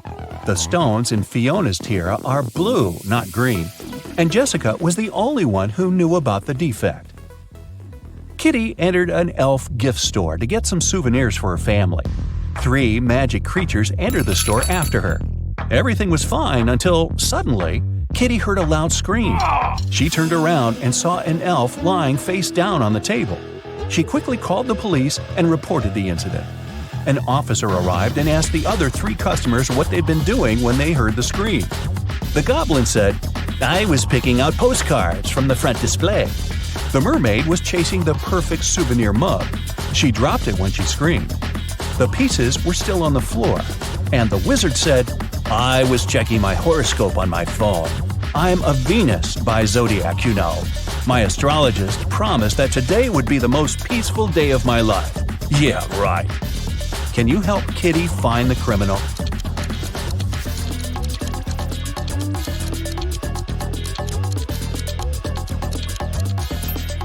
It's the wizard. Venus isn't an astrological sign. The police arrested the wizard. He got so mad at Kitty that he turned her into a frog. Noah tried all the spells from his books, but nothing helped. So he took Kitty to the jail to beg for the wizard's help. There, Noah saw 2 prisoners. He knew for sure that only one of them would manage to escape. Ooh.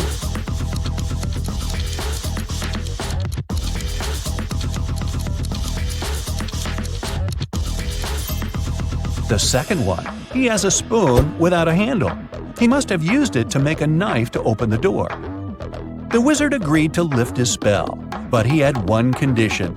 The guys had to crack his riddle. How many months of the year have 28 days? Can you help Kitty out?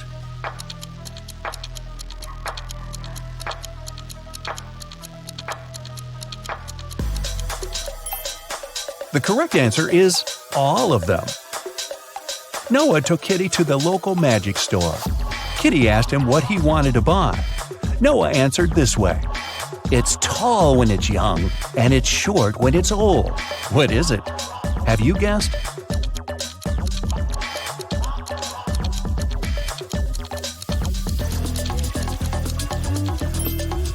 It's a candle. Noah lit the candle and prepared to send Kitty back to the human world. But he had one last riddle for her. Kitty had to say a secret number code to get home. Here's a hint. The code contains 3 positive numbers. You can either add these numbers or multiply them. The result will be the same. What are these numbers?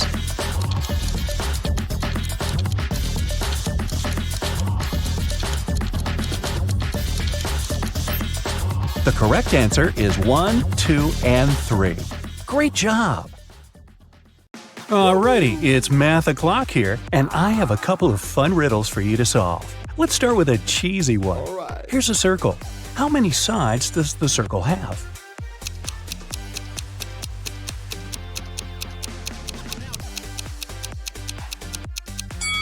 There are 2. the inside and the outside. It was Aviana's birthday, and she went to buy herself an ebook she'd been dreaming about.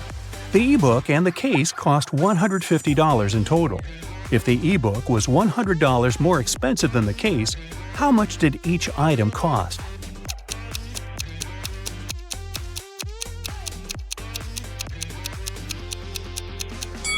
Alright, let's say the case cost X. Then, the ebook cost X plus 100. Together, they cost $150. So X, the case, plus X plus 100, the ebook, are equal to 150. Now, solve the equation.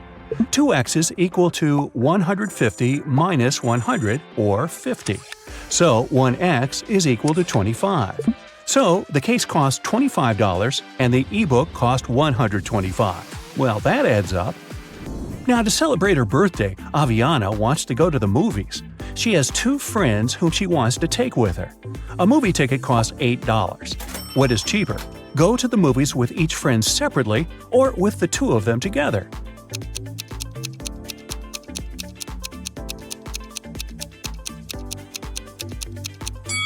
Of course, it's cheaper to go with the 2 of them together. If she goes there 2 times separately with each friend, she'll have to buy a ticket for herself twice. So she'll buy 4 tickets. But if they go together, she will only buy 3 tickets. Yes! 5 friends met for the first time in 5 years. Each one shook hands with each person in the group, but only once. How many handshakes were made?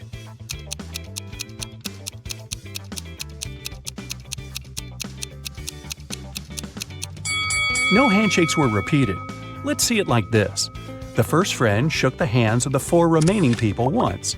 Then the second friend had already shared a handshake with the first person, so they shook hands with 3 more people. The third friend had shaken hands with the first 2, so he shook hands with 2 more people. And then, finally, friends 4 and 5 shook hands too. 4 plus 3 plus 2 plus 1 is equal to 10. So there were 10 handshakes. Brinley has to sneak into her mom's computer to delete some emails she had accidentally sent her. Ooh. Mom has a poor memory, so she always has notes with her passcodes. Luckily, the note is right on the desk again. What's the passcode?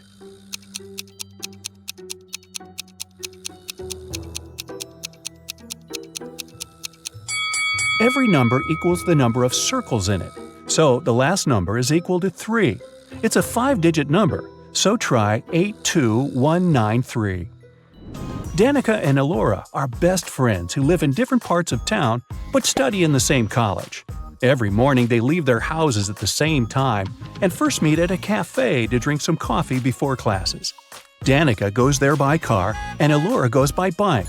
When they met, which girl was closer to Elora's home?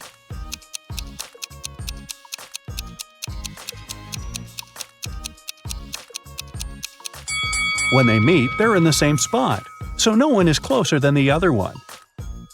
Mrs. Marshall owns a factory that produces office desks.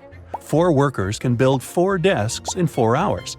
If she hires 4 more people, how many desks will 8 workers produce in 8 hours?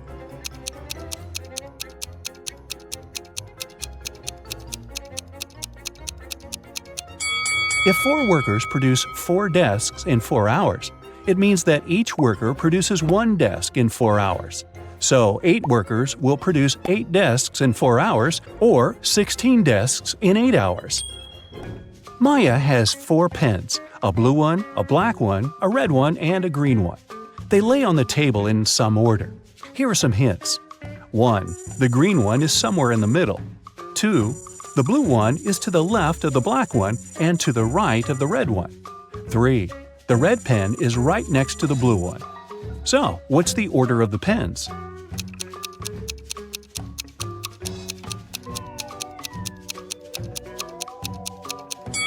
Green is somewhere in the middle. Since blue has some other colors on both sides of it, it means it's in the middle too. Let's decide which one is where. If the green pen is in position 2, then the blue one takes position 3. We know that the blue one is on the left of the black one, so black takes position 4, and red must be in position 1. But it doesn't fit, because the last condition is that the red and blue ones are next to each other. So, let's switch the green and blue. Now blue is right next to red, but is still to the left of black. So the right order is red, blue, green, black. Yvonne cuts one baguette into 4 pieces in 12 seconds. How much time will she need to cut the same baguette into 8 pieces?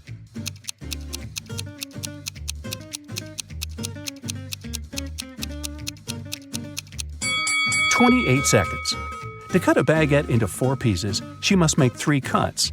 If it takes her 12 seconds to make 3 cuts, it means that she makes 1 cut in 4 seconds.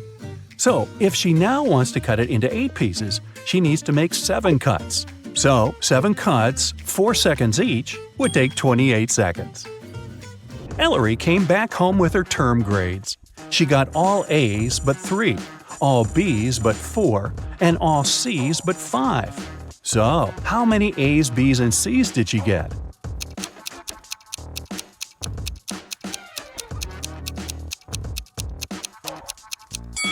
Let's start with A's. They are all but 3. So there are 3 B's and C's together, which is either 2 C's and 1 B or 2 B's and 1 C.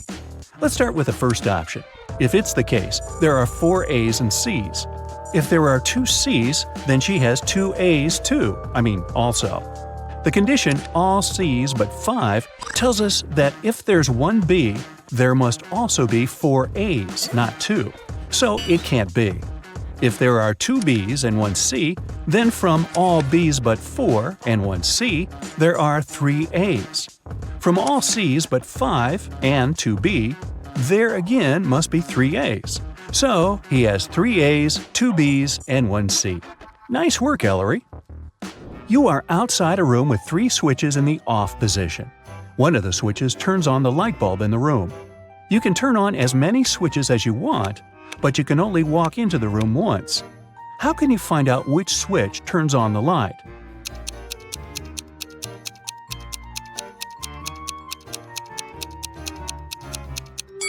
Turn 2 random switches on and wait a couple of minutes. Then turn one of them off and walk into the room. If the light is still on, then the controlling switch is the one you left in the on position. If there's no light, touch the light bulb. If it's hot, then the controlling switch is the one you just turned off. If the light bulb is cold, that switch is the one you didn't turn on. Every Sunday, Mrs. Adams gives her daughters pocket money. Half of the whole amount goes to the oldest daughter, Stella. The second sister, Ashley, gets half of the amount Stella gets. Eleanor gets 1/6 of the total amount, and the remaining $10 goes to the youngest daughter, Tiarra.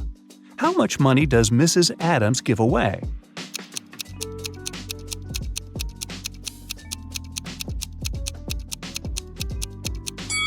Seems like Stella gets 1/2 of the money, Ashley gets half of a half, which is 1/4 of the original sum, and Eleanor gets 1/6.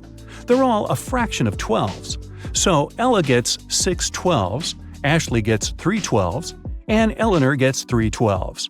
Together, it's 11 12s, which means that Tiarra gets 1 12th, which is $10. So Stella gets $60, Ashley gets $30, Eleanor gets $20, and the whole sum is $120. Hey, if I were Tiarra, I would complain. Annabeth is going by train to visit her best friend, Brooke. The train is 500 feet long, and it's moving at a speed of 500 feet a minute, and it's now traveling through a 500-foot-long tunnel. How long will it take for the train to go through the tunnel?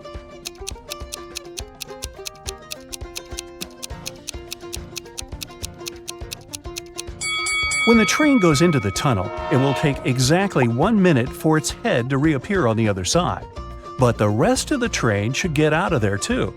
Once the head of the train is out, the back of the train just entered the tunnel, and it'll need another minute to travel through the tunnel. So the train will need 2 minutes in total.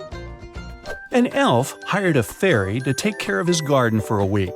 As a daily payment, the fairy takes 1 inch of a candy cane. The elf has a 7-inch candy cane in one piece, but the fairy wants to be paid every day because fairies don't trust elves. The elf has a knife that can only make 2 cuts. How can he manage?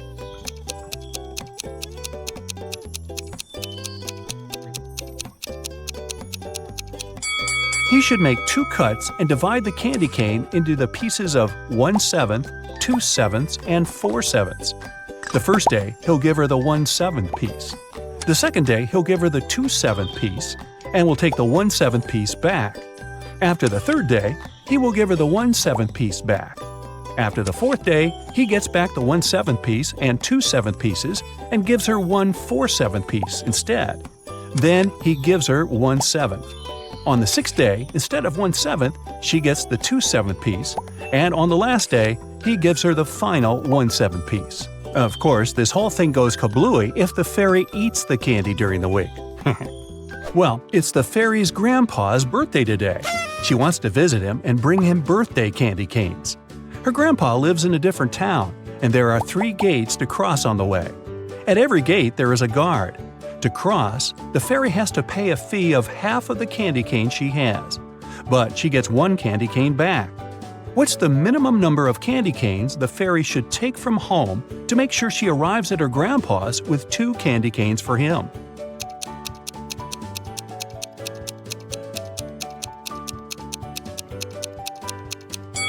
She should take just 2. At every gate, she'll have to give away half, which is 1, and she'll be getting that one back. Ooh, tasty! Henry and Mia lived together in New York. They wanted to run away from big city life and celebrate their anniversary in the wild. So the guys used a special online service and found 3 available options nearby. Bob offered his cozy treehouse in the woods for a reasonable price. Julia offered this fancy geodesic dome with all conveniences. It's a 2-hour drive away from New York, and Crystal offered an old mansion that she'd inherited from her granny. Can you help the guys make the right choice?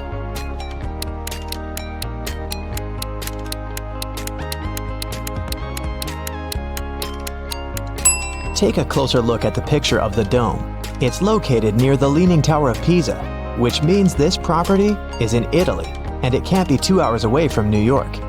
And Crystal's granny's ghost is still in the house, so Mia and Henry should choose the treehouse. The guys contacted Bob, booked the house, and hit the road.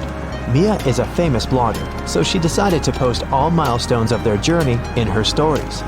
Can you spot any differences between these 2 pictures?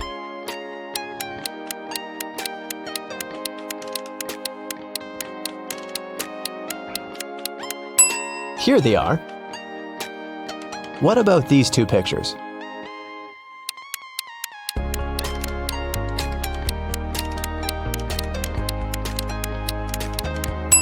There are 3 differences. What can you say about these 2?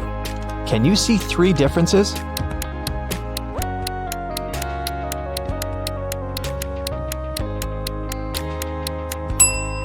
Here they are. While the guys were driving along a highway, someone threw a can of paint into their car. Mia and Henry stopped at the nearest car wash and interviewed 4 other drivers.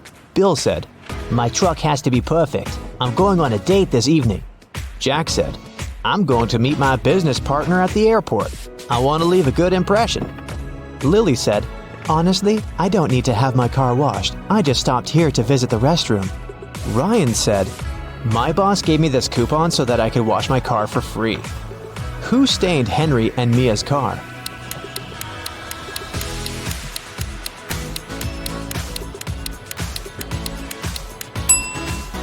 Lily. Her right hand is stained with the paint of the same color, and besides, she has a print of Mia's face on her t-shirt. She's definitely obsessed with her. The guys washed their car and continued on their journey. They had to choose one of these 3 roads to reach their destination. The first one went through toxic swamps. People often get lost in that area. The second path went near a river with creepy sirens. Their singing made everyone jump into the water. And a band of angry robbers was waiting on the third road. Which way should the guys opt for?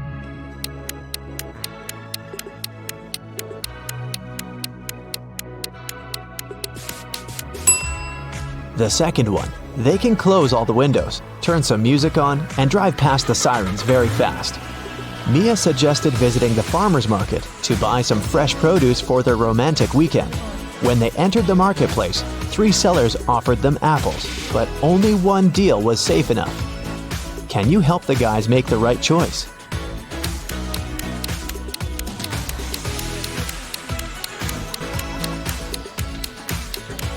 Seller number 1 offers very old apples. Take a look at the date on the box. They expired 5 years ago. Seller number 3 offers very beautiful apples. But pay attention to his assistant. She's putting shoe polish on the apples to make them look better. So, Mia and Henry should pick the second seller. Henry and Mia left the market and put all their purchases into the car.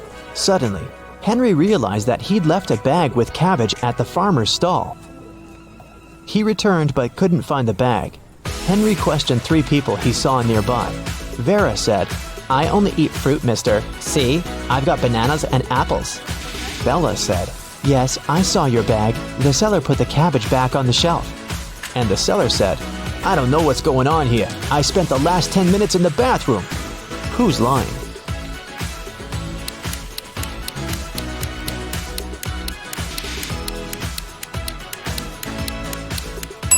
Vera.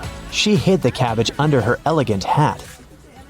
Finally, the guys reached their destination. The treehouse is even better than in the photo, but can you spot anything weird in this picture?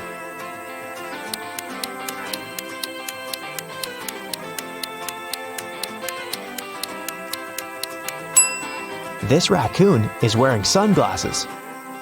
The owner of the treehouse, Bob, lives in another country, and the house is located 15 miles away from the village and other people. That's why Bob installed a special digital clock on the door. When Henry booked the property, Bob gave him a 6-digit password. But unfortunately, Henry had lost it. Here's a hint. M80. Can you help the guy crack the code?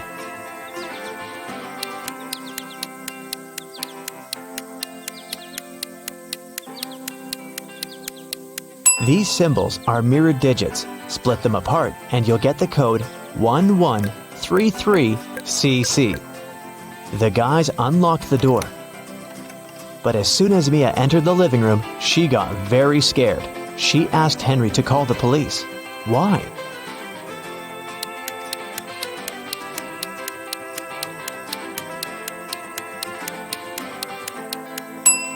The treehouse is in the middle of nowhere. Who lit the candles and the fire? The house was locked. Henry checked all the rooms, but found no clues. What about you? Any ideas who that could be?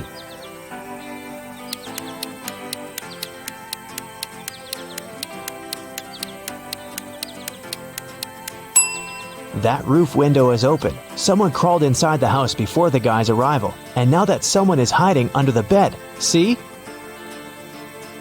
The guys called the police. Officers promised to arrive within an hour. Mia decided to take a shower. When she returned to the living room, she realized that Henry had disappeared. Mia searched the garden, then checked all the rooms in the house, and returned to the garden again. But she failed to find any clues. Can you help her?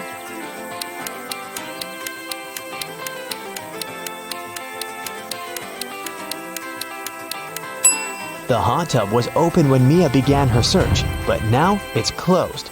Pretty suspicious. Mia was walking through the garden. Suddenly, a man in a mask popped out of nowhere and pushed her. Mia stepped on a trap and fell into a deep well. She yelled, "Please help me out!" No one answered, but Mia's phone pinged. The masked man offered her to play a game. Otherwise, she'd have to stay in the well forever.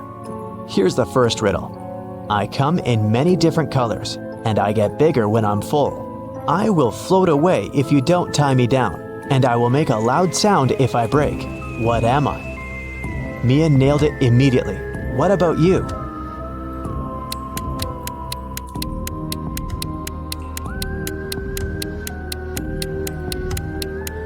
The correct answer is a balloon. Here's the second question. I can jump and I can climb. With many legs, I swing from tree to tree. I can make a house much bigger than me. What am I?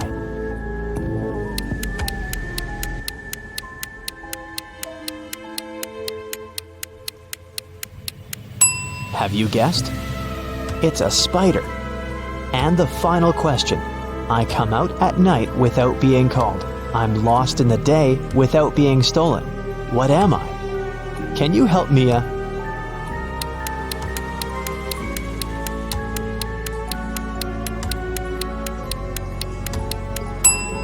The correct answer is a star. A hatch opened at the bottom of the well. Mia went through it and got into a creepy basement. There, she found 3 ways to freedom, but every door hid some danger. A fire-breathing dragon was sleeping behind the first door. The corridor behind the second door was filled with high-voltage wires. And a vampire was waiting behind the third door. Suddenly, a message appeared on the screen of the girl's phone. Hurry up! Soon the walls will close in and smash you. Which way should Mia choose?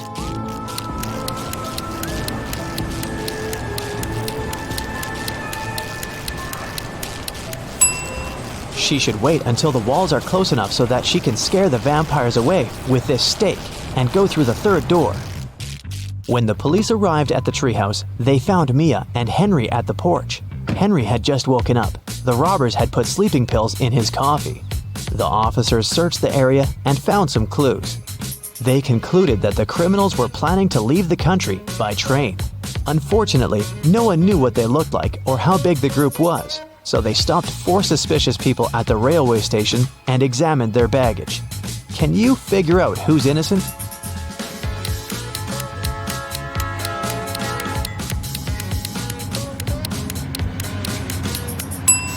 Why would a bald man need shampoo?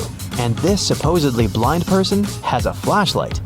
This guy is carrying 3 tubes of toothpaste, but no single toothbrush.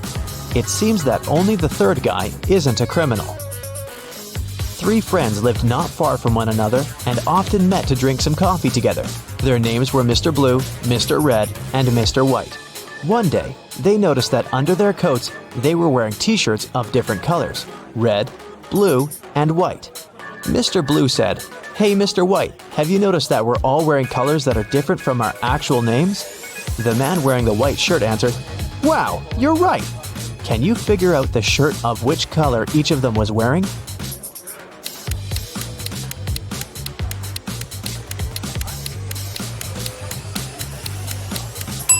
Mr. Blue can only be wearing white or red, but we've already learned that someone else is wearing the white shirt. That means that Mr. Blue can only be wearing the red shirt, and Mr. White can only be wearing a blue or red shirt. And the red shirt is already taken, so Mr. White is wearing the blue shirt. Then Mr. Red is wearing the white shirt. Mia and Henry decided to spend the night in a hotel nearby. The manager said that they only had 3 free rooms. Can you help the guys choose the best option?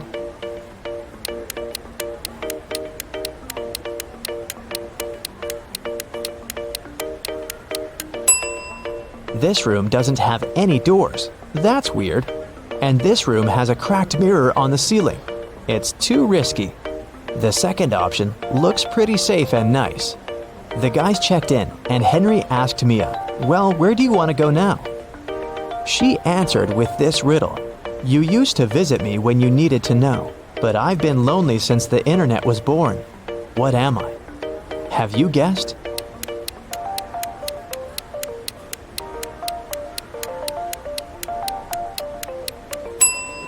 The correct answer is a library. In the library, the guys met these 4 students. One of them is broke. Can you guess who?